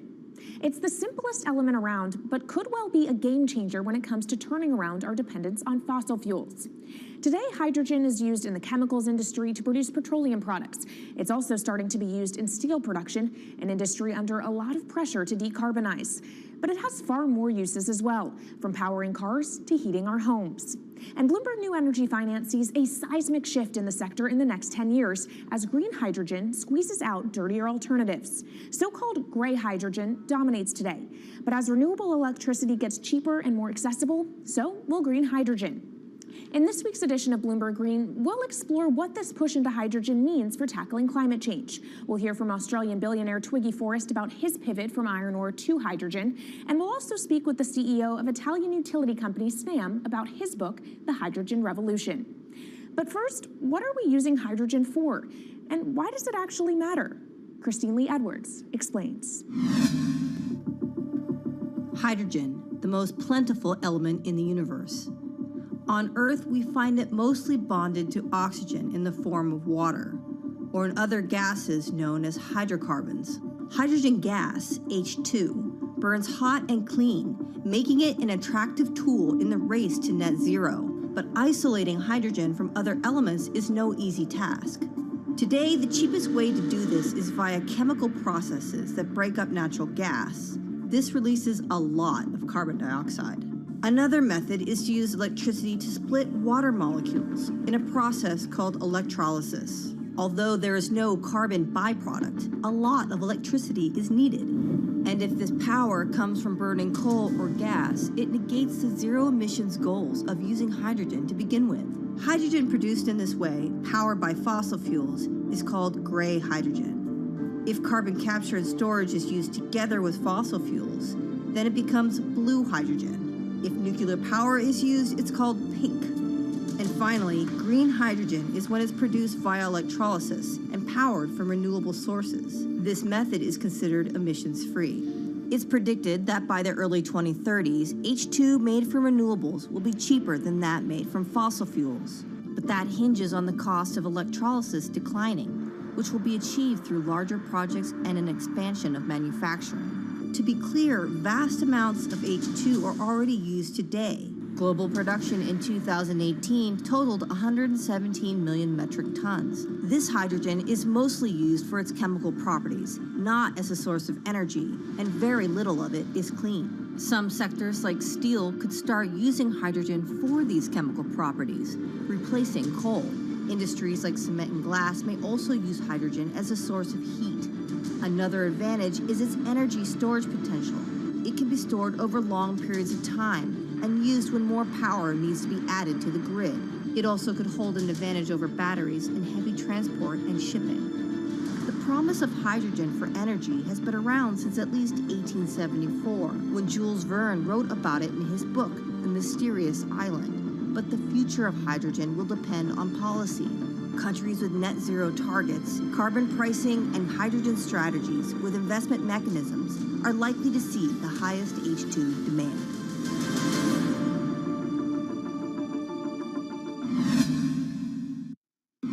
That was Bloomberg's Christine Lee Edwards explaining what hydrogen means for the energy transition. But how are businesses approaching the sector? Well, one of Australia's richest men is making a big play into hydrogen.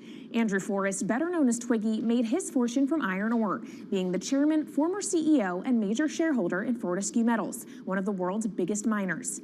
But after having made over $10 billion in profit from the metal in the last fiscal year, Twiggy wants to transform Fortescue into a clean energy company. He's been scouring the planet in search of investment opportunities in hydrogen and renewables. The firm plans to allocate up to 10% of its annual profits for green energy investments and is exploring projects across the globe, from Indonesia to Argentina. Francine Lacqua caught up with Twiggy Forrest. There's only one type of clean hydrogen, all the rest is dirty. Yeah. That is green. If you just say green hydrogen is clean, the rest is dirty, then you've actually nailed it. And, you know, anyone else who produces any other rubbish, any other argument, just look them there and say, why is global warming accelerating if anything you're saying is true? And then you'll know, actually, it's greenwashing. Yeah, but there's a lot of greenwashing because I keep on being told it's a transition. We can't just, make the transition at a click of a finger. So what are we doing wrong? What can we do better? I don't remember the personal computer having to transition the typewriter. I really don't remember that. I don't remember the smartphone having to transition the pocket calculator and the old landline. You know, its transition line is complete rubbish. The lie got put to it 2 days ago when JCB, a really loved British company, every right for the country to be proud of JCB, and Fortescue, holding a bit of a similar reputation, fantastic track record, everyone's been super well from Fortescue, huge balance sheet, super strong. When those two companies got together and agreed a $79 billion US agreement per annum, right, then that's a real wake-up call to say, hang on, green hydrogen is obviously commercial now. You know, every other form of fossil fuel hydrogen, you know, it can compete with it on price, it can probably lose on price, but what we know, it is cooking the planet. And only green hydrogen, zero methane, zero carbon in the supply chain. Don't worry about the molecules in the supply chain. But at the moment, we're not even phasing out coal, if you look at the G20 communique. So we have a long way to go to talk about only using green hydrogen. Yeah, so look, I have a call, which I'd like to make now, that the world should not fund any more coal-fired power stations, coal mining projects, ever. We should wind them down as quickly as possible because they are cooking the planet just like grey and blue hydrogen is cooking the planet. Yeah. You know, hydrogen, which is not made from renewable electricity, is releasing 10 to 16 times more carbon, let alone the methane, which is worse, than it is hydrogen. So we've just got to stop doing things which are self-harming under the guise of greenwashing. So why are leaders so slow? Even if you look at the appetite for ESG investments, they're growing exponentially, so are emissions. So where are we allocating capital? Okay, so take the recent G20. There's probably a reason why there wasn't strong action coming out of the G20 because people were not aware that major transactions between large companies were taking place now on green hydrogen, that actually this pollution-free all the way through the supply chain fuel was now being transacted at multi-billion-dollar scale. If they'd known that, I don't believe any sovereign leader or any energy minister or climate change minister could not take ultra seriously that green hydrogen is now here to stay. It's broken through. History has been made. It will never go back. Okay, what is the one thing that you would tell leaders today and business leaders? How do we transition faster than what we are now because we're at real risk of missing our targets? Oh, so that's really simple. You stop funding, you stop subsidizing, you stop using money into fossil fuels. It could be carbon sequestration, it could be fuel rebates, could be anything. Hundreds of billions of dollars getting ashed while we ash the planet on fossil fuel subsidies. Because we haven't had that renewable electricity, we haven't had that green hydrogen, we've kind of been pushed down. It's all sorts of excuses. Oh, it'll never be commercial, it'll never be supplied in the quantities we need it, you know, blah, blah, blah. Now we know, let's take action. It's practical, it's implementable, let's do it now. Okay, if we do it now, is there going to be a shock to the energy system? Is there going to be a shock actually to economically? And is it worth, you know, not talking about transition, just going from A to B? Yeah, it's a fantastic question. A to B is the solution. Let fossil fuels do what fossil fuels do. Just burn their coal, burn their oil, burn the gas. At least they're pumping up carbon and methane into the atmosphere, honestly. Well, not that honest because they don't measure methane, which is 90 times worse than carbon. But at least the carbon is being done honestly. Encourage the green hydrogen sector to come in really fast. Okay, it's there. There's renewable power all over the world. We now know how to make electrolyzers much cheaper, like 25% of the original cost. We know how to do that now. We don't have an excuse to get into it. Does it need to be cheaper than oil and fossil fuel for it to be viable worldwide? Well, right now it is. Okay, so let's just swallow that bit of financial data. Right now it is cheaper, and it's getting more cheap. It's the only fuel you know of which is declining in value. You don't have enough of it, right, to power the world. Yes, that's only because we haven't had policies to support it. If we had policies to support it 5-10 years ago, it would be everywhere. You'd see the global warming budget start to come down.